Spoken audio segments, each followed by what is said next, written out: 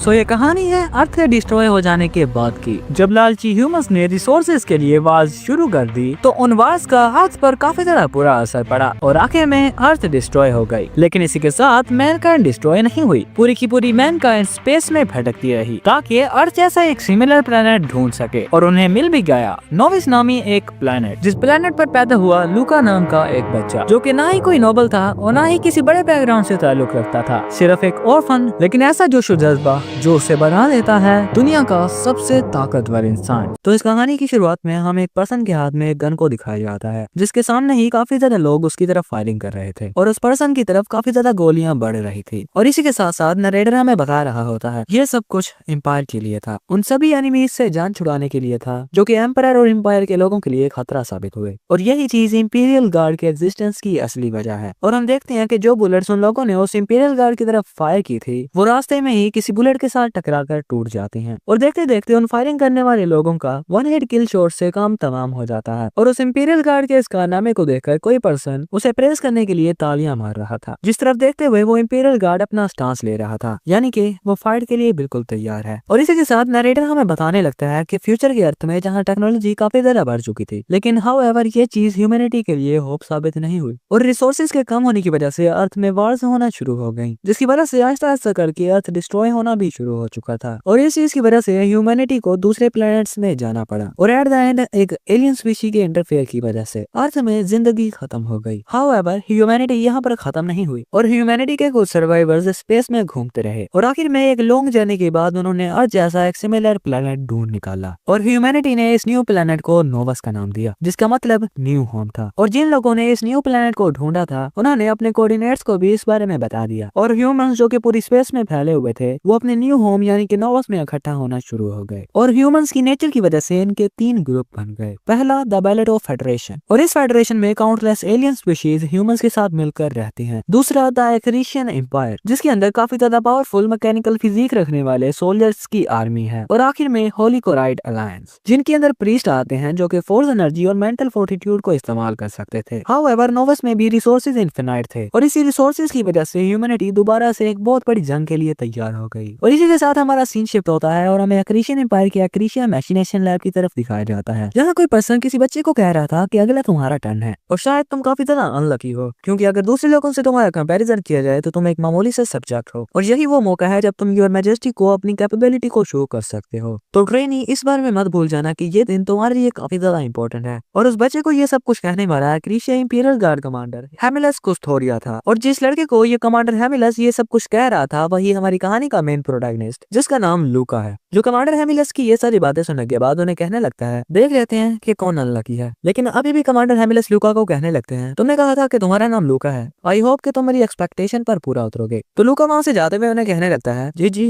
जरूर उतरूंगा। और फिर वहां से जाते हुए अपने मन में सोचने लगता है एटलीस्ट मैं उन सभी लोगों की बुलेट्स को डॉज और ब्लॉक करने के कैपेबल तो हूँ ही, और एक इंपीरियल गार्ड के ऑफिशियल पार्ट बनने के लिए इस नेसेसरी स्किल का होना बहुत ज्यादा जरूरी होता है। और फिर हमें बताने लगता है मैंने अपनी सिमुलेशन ट्रेनिंग को काफी ज्यादा एक्सट्रीम सिचुएशन में पूरा किया है। मैं इंपीरियल गार्ड्स की ट्रेनिंग में एक सोल्जर हूँ जहाँ आपके सभी परसेप्शन और सेंसेस को काफी ज्यादा बढ़ाया जाता है ताकि आप एम्पायर को प्रोटेक्ट कर सको। और अगले ही सीन में हमें लूका को उसी टेस्ट को देते हुए दिखाया जाता है जो कि कहानी की शुरुआत में हमें एक सोल्जर को देते हुए दिखाया गया था, जहाँ अपने ओपोनेंट्स को देखते हुए लूका अपने मन में सोच रहा था मेरे ओपोनेंट्स 5 डेथ रो इनमेट्स हैं जिनके पास चीप साइबरनेटिक इक्विपमेंट्स हैं। और उन सभी ओपोनेंट्स की आंखों में लूका के लिए खौफ साफ साफ नजर आ रहा था, जहाँ लूका जैसे ही अपनी स्वॉर्ड पर हाथ रखता है तो उसके सभी ओपोनेंट्स भी लूका को शूट करने के लिए अपनी गन्स को उठा रहे थे। लेकिन लूका काफी ज्यादा तेजी से उनकी तरफ बढ़ते हुए अपने मन में सोचने लगता है इन सभी को मारने के लिए मुझे सिर्फ 10 सेकंड की जरूरत है। ये कहते हुए लूका काफी ज्यादा तेजी से अपने एक ओपोनेंट के पास से गुजर जाता है और अगले ही सीन में उस पर्सन का सर धड़ से अलग हो गया था, जिस चीज को देखकर लूका के दूसरे ओपोनेंट्स काफी ज्यादा डर जाते हैं। लेकिन इस वक्त तक लूका उन चारों लोगों के दरमियान में आ गया था, जहाँ वो सभी लोग लूका की तरफ अपनी गन ताने खड़े हुए थे।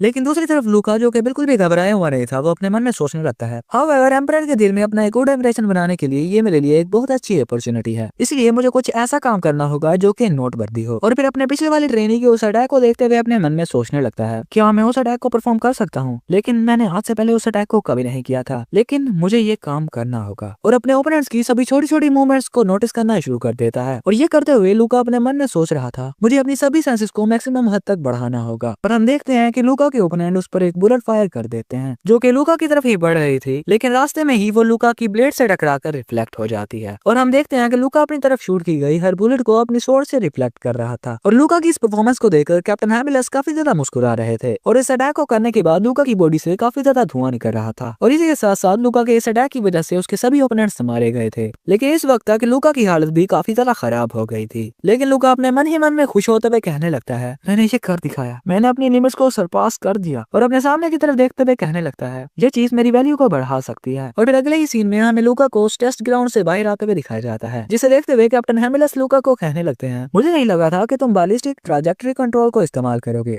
यहाँ तक कि ये तुम्हारी रिपोर्ट में भी नहीं मौजूद था। तो लूका उनके पास से जाते हुए कह रहा था, मैंने सिर्फ उस पर्सन को कॉपी किया जो कि मुझसे पहले उस टेस्ट को देने गया था। लूका की इस बात को सुनकर कैप्टन हैमिलस उसे कहने लगते हैं, जिस पर्सन की टेक्निक को तुमने कॉपी किया है वो पर्सन रिनाउंड हाउस होल्ड से ताल्लुक रखता है और उसने उस टेक्निक को इक्विलिब्रियम पर इस्तेमाल करना भी सीखा हुआ है। वो तुम जैसे एक पर्सन से जो कि सिर्फ एक ऑर्फनेज से है उससे काफी ज्यादा डिफरेंट है। मुझे तुम पसंद आए, मैं तुम्हें एक गिफ्ट देना चाहता हूँ। तो लूका उन्हें काफी ज्यादा कोल्ड लुक देते हुए कहता है, एक गिफ्ट। लेकिन कैप्टन हैमिलस लूका की आंख पकड़ते हैं और जो चीज करते हैं उसे देखकर सभी के सभी लोग काफी ज्यादा डर जाते हैं और उस कारनामे को करके कैप्टन हैमिलस काफी ज्यादा मुस्कुरा रहे थे। और हम देखते हैं कि कैप्टन हैमिलस ने लूका की एक आंख निकाल कर फोड़ दी थी और अपनी एक आंख निकल जाने के बावजूद भी लूका के चेहरे पर कुछ भी शिकन नहीं आई थी। और लूका के इस एक्सप्रेशन को देखकर कैप्टन हैमिलस उसे कहने लगते हैं, तुम तो थोड़ा सा भी नहीं चल रहा है, लगता है लूका कि तुमने पेन टॉलरेंस की काफी ज्यादा ट्रेनिंग की है, मुझे तुम पसंद आए। कैप्टन हैमिलस की ये सारी बातें सुनने के बाद लूका उन्हें कहने लगता है, मुझे ये जानकर खुशी हुई। और फिर आगे कैप्टन हैमिलस से कह रहा था, वैसे भी कोई बात नहीं क्योंकि मैं उस आंख को खुद ही निकालने ही वाला था और मैं आपसे एक ऐसी आंख की गुजारिश करना चाहता हूँ जिसके अंदर ट्रैजेक्टरीज को प्रिडिक्ट करने के फीचर्स हों। और हम देखते हैं कि लूका की इन बातों को उसके पीछे खड़ा हुआ एक वॉरियर भी सुन रहा था। और फिर अगले ही सीन में हमें एक पर्सन को दिखाया जाता है जो कि किसी की तरफ देखते हुए अपना हाथ हिलाते हुए कह रहा था, हाय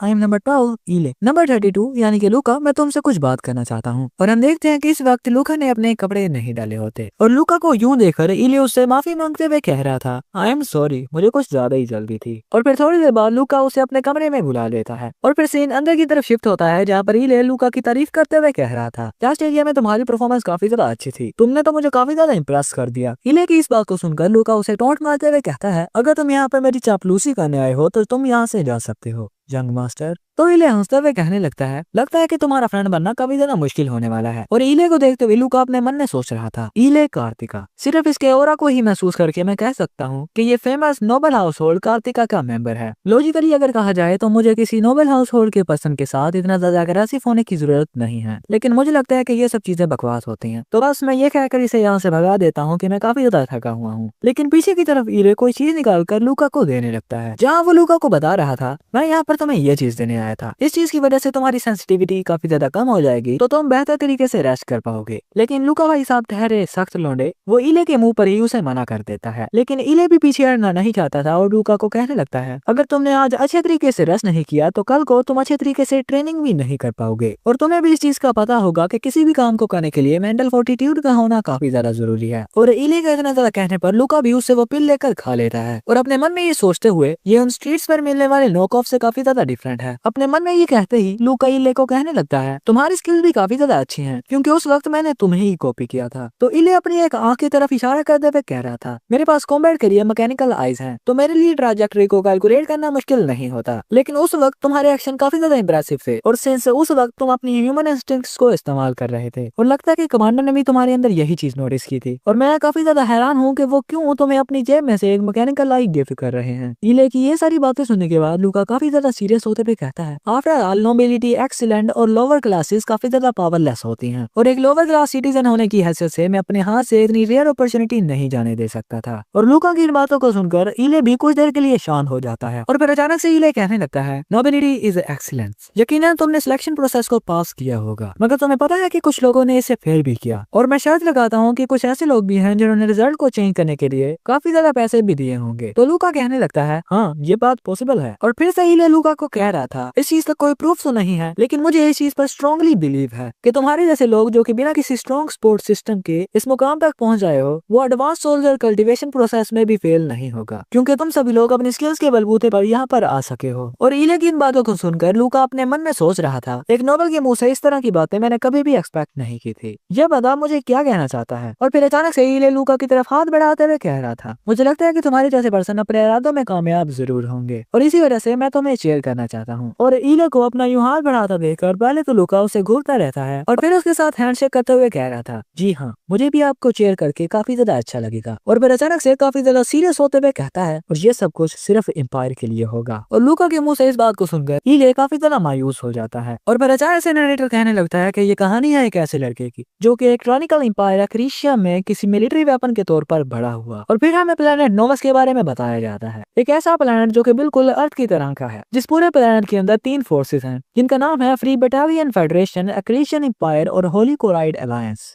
और फिर अगले ही सीन में हमें लूका और इले को गन शूटिंग की ट्रेनिंग करते हुए दिखाया जाता है, जहां लूका उस डमी की तरफ अपनी गन पॉइंट करते हुए अपने मैकेनिकल आई का भी इस्तेमाल कर रहा था, जहां निशाना देकर लूका उस डमी पर फायरिंग कर देता है। और हम देखते हैं कि लूका ने सभी के सभी हेडशॉट ही फायर किए थे। और लूका के इस कारनामे को देखकर इले लूका को कहने लगता है, तुमने अपनी गन की सभी बुलेट्स हेडशॉट ही फायर की हैं। मुझे लगता है कि टॉप स्टूडेंट अलग ही लेवल पर होगा, और वैसे तुम अपनी राइट आई को इस्तेमाल करना सीख गए हो। और क्या ये अनफेयर नहीं है कि तुम कॉम्बैट में स्पेशलाइज होने के बावजूद भी गन चलाने में इतना अच्छे हो। और इले की इस बात को सुनकर लूका उसे कहने लगता है, एक इंपीरियल गार्ड के मेंबर होने की हैसियत से ये काफी ज्यादा नेचुरल नहीं है कि मुझे हर टाइप के वेपन को भी चलाना सीखना चाहिए। आल्सो मुझे ये चीज किसी ऐसे से सुनने की उम्मीद नहीं थी जिसने अपने गन की हर एक बुलेट डमी के एक ही होल से गुजारी हो। और अपनी इसे थोड़ी सी तारीफ को सुनकर इले कहने लगता है, हा, क्योंकि भाई साहब मेरी स्पेशलिटी गन्स में है। लेकिन पीछे की तरफ खड़ा हुआ लूका उसे कहने लगता है, अगर तुम इसी तरह ही मजाक मजाक में ये जलते रहे तो इवेंचुअली मैं तुम्हें सरपास कर जाऊंगा। लूका की इस बात को सुनकर इले उसे कहने लगता है, अगर ऐसा होता है तो मुझे काफी ज्यादा खुशी होगी, और जैसा कि मैंने तुम्हें कहा था कि मैं तुम्हें फॉलो करना चाहता हूँ, क्योंकि एम्पायर को तुम जैसे लोगों की जरूरत है, क्योंकि एम्पायर में एबिलिटी और टैलेंट की वैल्यू नहीं की जा रही, क्योंकि जब तक किसी के पास स्टेटस और पावर है, यहाँ तक के पावरलेस बंदे को भी वो टैलेंटेड बना देते हैं। हाउएवर अगर तुम्हारे जैसे और भी ज्यादा इरेगुलर टैलेंटेड पर्संस इस तरह पेयर होना शुरू हो जाएं, तो तुम्हें नहीं लगता कि इस तरह हम अपने एनिमीज को काफी आसानी से हरा पाएंगे। इले की ये सारी बातें सुनने के बाद लूका उसे कहने लगता है, इले तुम्हारी ये सारी बातें सुनने के बाद मुझे ऐसा लग रहा है कि तुम एम्पायर के सिस्टम को क्रिटिसाइज कर रहे हो। तुमने ये सब कुछ जो कहा है, अगर मैं हेडक्वार्टर में इसकी रिपोर्ट कर दूं तो कार्तिका फैमिली के मेंबर होने के बावजूद भी तुम्हें काफी ज्यादा कड़ी से कड़ी सजा मिल सकती है।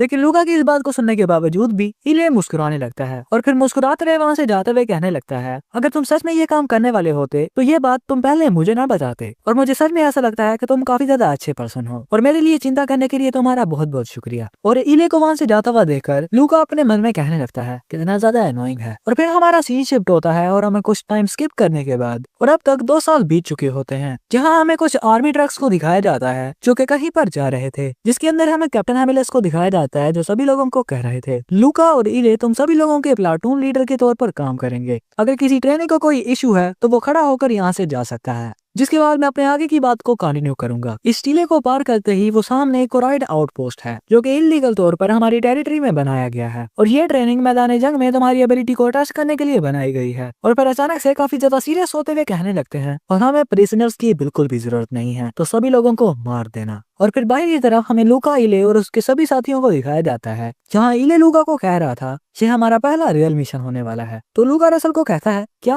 तुम नर्वस हो? तुम पिछली ट्रेनिंग्स के दौरान काफी ज्यादा लोगों को मार चुके हो। लूका की इस बात को सुनकर इले उसे कहने लगता है, लेकिन हम सभी लोग पहली बार किसी आउटसाइड फोर्स को फेस करने वाले हैं, द बेलाटियन फेडरेशन या फिर होली कोराइड अलायंस और इवन एक्रीशियन एम्पायर। इन सभी लोगों के एंसेस्टर अर्थ से ही थे। इले की इन सारी बातों को सुनकर लूका उसे कहने लगता है, ये इमोशनल होने का टाइम नहीं है इले, और कभी सोचा था कि एक सीनियर गार्ड हम सभी लोगों को यहाँ पर प्रोटेक्ट करने के लिए आएगा। मुझे यकीन है कि ये सीनियर गार्ड हमें यहाँ पर सुपरवाइज करने के लिए आया हुआ है, और अगर इसने किसी को हमें एक प्रिजनर लेता हुआ देख लिया तो शायद ये हमें मार भी सकता है। प्लैनेट नोवस में एम्पायर के सिवा दूसरी फोर्सेज हमारे लिए बग्स के सिवा कुछ नहीं है। हर कोई अपने मुफाद के लिए ही एम्पायर में काम करता है। लूका की ये सारी बातें सुनने के बाद इले कहने लगता है, मुझे पता है कि हमें क्या सिखाया गया था, और इसी के साथ साथ वो अपनी मैकेनिकल आई से नीचे की तरफ एक माँ बेटे को खेलता हुआ देख रहा था। और फिर नेक्स्ट सीन के अंदर हमें लूका को उसके फुल आर्मर में दिखाया जाता है, जहाँ उन्होंने उस इलीगली ऑक्युपाइड स्पेस पर हमला कर दिया था और हर तरफ मौत का नंगा नाच हो रहा था। जहाँ चलते हुए लूका अपने मन में सोचने लगता है, ऐसा लगता है कि कोई भी कोरन यहाँ पर आर्म्ड नहीं है, ये ट्रेनिंग बिना किसी प्रॉब्लम के खत्म हो जाएगी। लूका अपने मन में ये सोचते सोचते एक बच्चे के पास आ जाता है जो कि अपनी मॉम को पुकारते हुए रो रहा था। जिस बच्चे को देखते हुए लूका अपने मन में सोचने लगता है, एक बच्चा, ये बच्चा इतना ज्यादा डरा हुआ है कि यहाँ तक के मूव भी नहीं कर पा रहा। और उस बच्चे को देखते हुए जो कि अपनी मॉम को पुकारते हुए जोर जोर से रो रहा था, लूका अपने मन में सोचने लगता है, एक non combatant with no resistance. अगर मेरे पास कोई गन होती तो मैं इसे बिना किसी दर्द के मौत दे सकता था। डैम इट,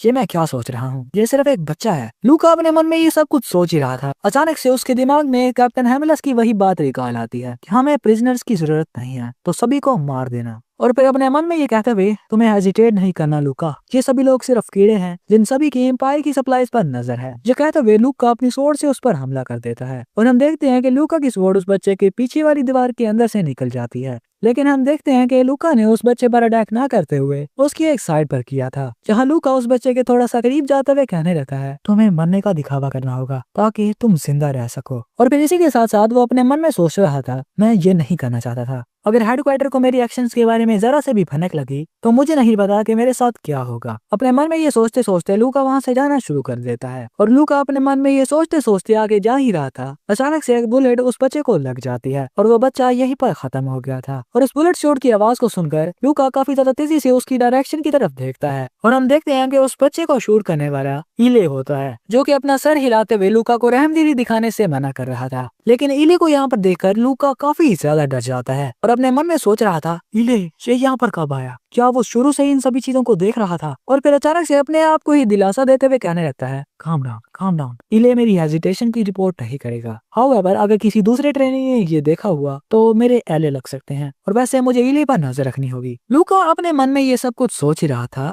लेकिन अचानक से हम देखते हैं कि इले के पीछे से कुछ लाइट इमिट होने शुरू हो जाती है। तो अचानक से जहाँ पर इले खड़ा हुआ था वहाँ पर एक धमाका हो जाता है, जिसे देखकर लूका काफी ज्यादा हैरान हो गया था और जोर से इले को आवाज लगाता है और इले की तरफ जाने ही वाला था। अचानक से कोई पर्सन लूका की दूसरी तरफ आ जाता है, जो कि किसी अजीब सी टाइप की पावर को इस्तेमाल करते हुए लूका पर हमला करते हुए कह रहा था, तुम सब एक्रीशियंस भाड़ में जाओ। और उस पर्सन की तरफ देखते हुए लूका अपने मन में सोचने लगता है, क्या थोड़ी देर पहले इसने एक्सप्लोजन किया था, अगर ये बिना किसी वेपन से एक्सप्लोजन काज कर पा रहा है। लूका अपने मन में ये सब कुछ सोच ही रहा था। हमें पीछे की तरफ किसी पर्सन को दिखाया जाता है, जो कि काफी ज्यादा तेजी से पीछे से उस पर्सन पर हमला करने के लिए बढ़ रहा था। लेकिन इससे पहले कि वो वॉरियर यानी कि इले उस पर्सन की तरफ पहुंच पाता, अचानक से उसकी बॉडी ब्लास्ट कर जाती है, क्योंकि लूका के सामने जो पर्सन खड़ा हुआ था वो फोर्स का इस्तेमाल कर रहा था और अपने ओपोनेंट को फोर्स इस्तेमाल करता देखकर लूका की हालत भी काफी ज्यादा खराब हो जाती है। लूका अपने मन में ये सब कुछ सोच ही रहा था। उसका ओपोनेंट चीख चीख कर कहने लगता है, ये सिर्फ हमारी बेस नहीं थी, ये एक सेटलमेंट थी। जिन लोगों को तुमने अभी मार डाला वो जिंदा रहने के लिए काफी ज्यादा कोशिशें कर रहे थे। लेकिन सामने की तरफ खड़ा हुआ लूका अपने मन में सोच रहा था कि कैप्टन को इस बारे में पता है। अगर हमें इस इन्फॉर्मेशन के बारे में पहले ही पता होता तो इले को इस वक्त तक कुछ नहीं हुआ होता। पर हम देखते हैं कि इले कुछ ही दूर टूटी फूटी हालत में पड़ा हुआ था, जहाँ वो लूका को कह रहा था, मैंने अपना गार्ड डाउन कर दिया, इसलिए मेरे तुम्हारे खिलाफ कोई एक्सक्यूज नहीं है। तो लूका भी उसे कहने लगता है, मैं इस पर्सन को हैंडल कर लूंगा, तो तुम सभी जाकर रेस्ट करो। और इसी के साथ साथ वो अपने मन में सोच रहा था, मेरी हेजिटेशन की वजह से ही ये सब कुछ हुआ है। मैंने काउंटलेस बार किसी फोर्स यूजर के खिलाफ फाइट करने के बारे में सीखा है और मैं जिंदा रहने के लिए हर वो मुमकिन कोशिश करूंगा। और फिर वो अपने सभी साथियों को वहां से जाने को बता देता है।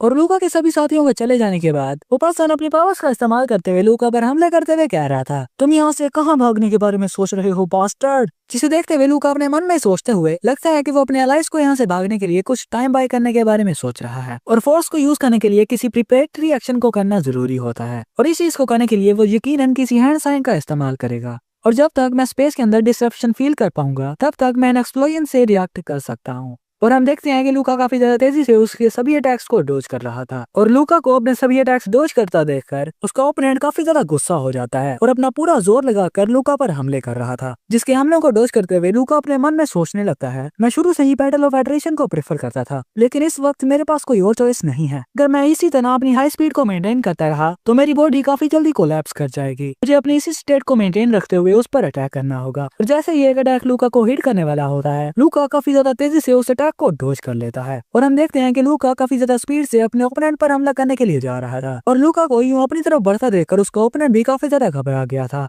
और जैसे ही लूका उस पर हमला करने वाला होता है, अचानक से लूका के मुंह के पास उसका हाथ आ जाता है। लेकिन इस वक्त तक लूका की स्वॉर्ड भी कुछ हद तक उसकी बॉडी में पियर्स हो चुकी थी। लेकिन उस पर्सन के अटैक की वजह से लूका का हेलमेट काफी ज्यादा हद तक डिस्ट्रॉय हो जाता है और लूका को अपने सामने अपनी मौत दिख रही थी। लेकिन उस हेलमेट के परे एक बच्चे को देखकर वो पर्सन अपने अटैक को रोक देता है और लूका को कह रहा था, तुम तो सिर्फ एक बच्चे हो। लेकिन लूका बिल्कुल भी होल्ड बैक नहीं करता और अपनी स्वॉर्ड से उस पर्सन को मार देता है। और उस पर्सन को मारने के बाद लूका जोर जोर से हाँफ रहा था और फिर अपने मन में सोचने लगता है, अगर उसने अपने अटैक को ना रोका होता तो इस वक्त तक मैं मरा हुआ होता। कुराइट्स को उन लोगों ने बनाया है जो कि ह्यूमन लिमिट्स को पार कर चुके हैं, तो वो मुझे मारने में फेल कैसे हो गया। और फिर लूका को अपनी टीचिंग याद आने लगती है। द एम्पायर ने उसे क्या सिखाया है कि बैटल के दौरान अपने इमोशन को बिल्कुल भी अपने दिल में ना आने दो, क्योंकि ये सब कुछ एम्पायर के लिए है। उन लोगों को मारना जो कि एम्पायर और एम्पायर के लोगों के लिए खतरा साबित हुए हैं। इंपीरियल गार्ड्स के एग्जिस्टेंस की यही तो वजह है। लूका को ये सभी बातें याद तो आ रही थी, लेकिन इसी के साथ साथ वो उस जगह पर मौजूद लोगों की चीखें भी सुन पा रहा था। जिसके बाद हमें क्रिश्चियन हॉस्पिटल रिकवरी रूम का सीन दिखाया जाता है, जहाँ पर लूका जो कि एक फ्लूइड फील्ड कंटेनर के अंदर पड़ा हुआ था, अचानक से उसे कोई कहने लगता है, लूका ऑलमोस्ट उस वक्त तुम मरने वाले थे, तो उस वक्त तुम्हें कैसा फील हो रहा था। तो लूका उसे टोन मारते हुए कहने लगता है, बात भी देखो ये कौन कर रहा है, यह बात तुम अपने बारे में कहो, क्योंकि जो मरने वाला था वो तुम थे। लूका की इस बात को सुनकर इले हंसते हुए कहने लगता है,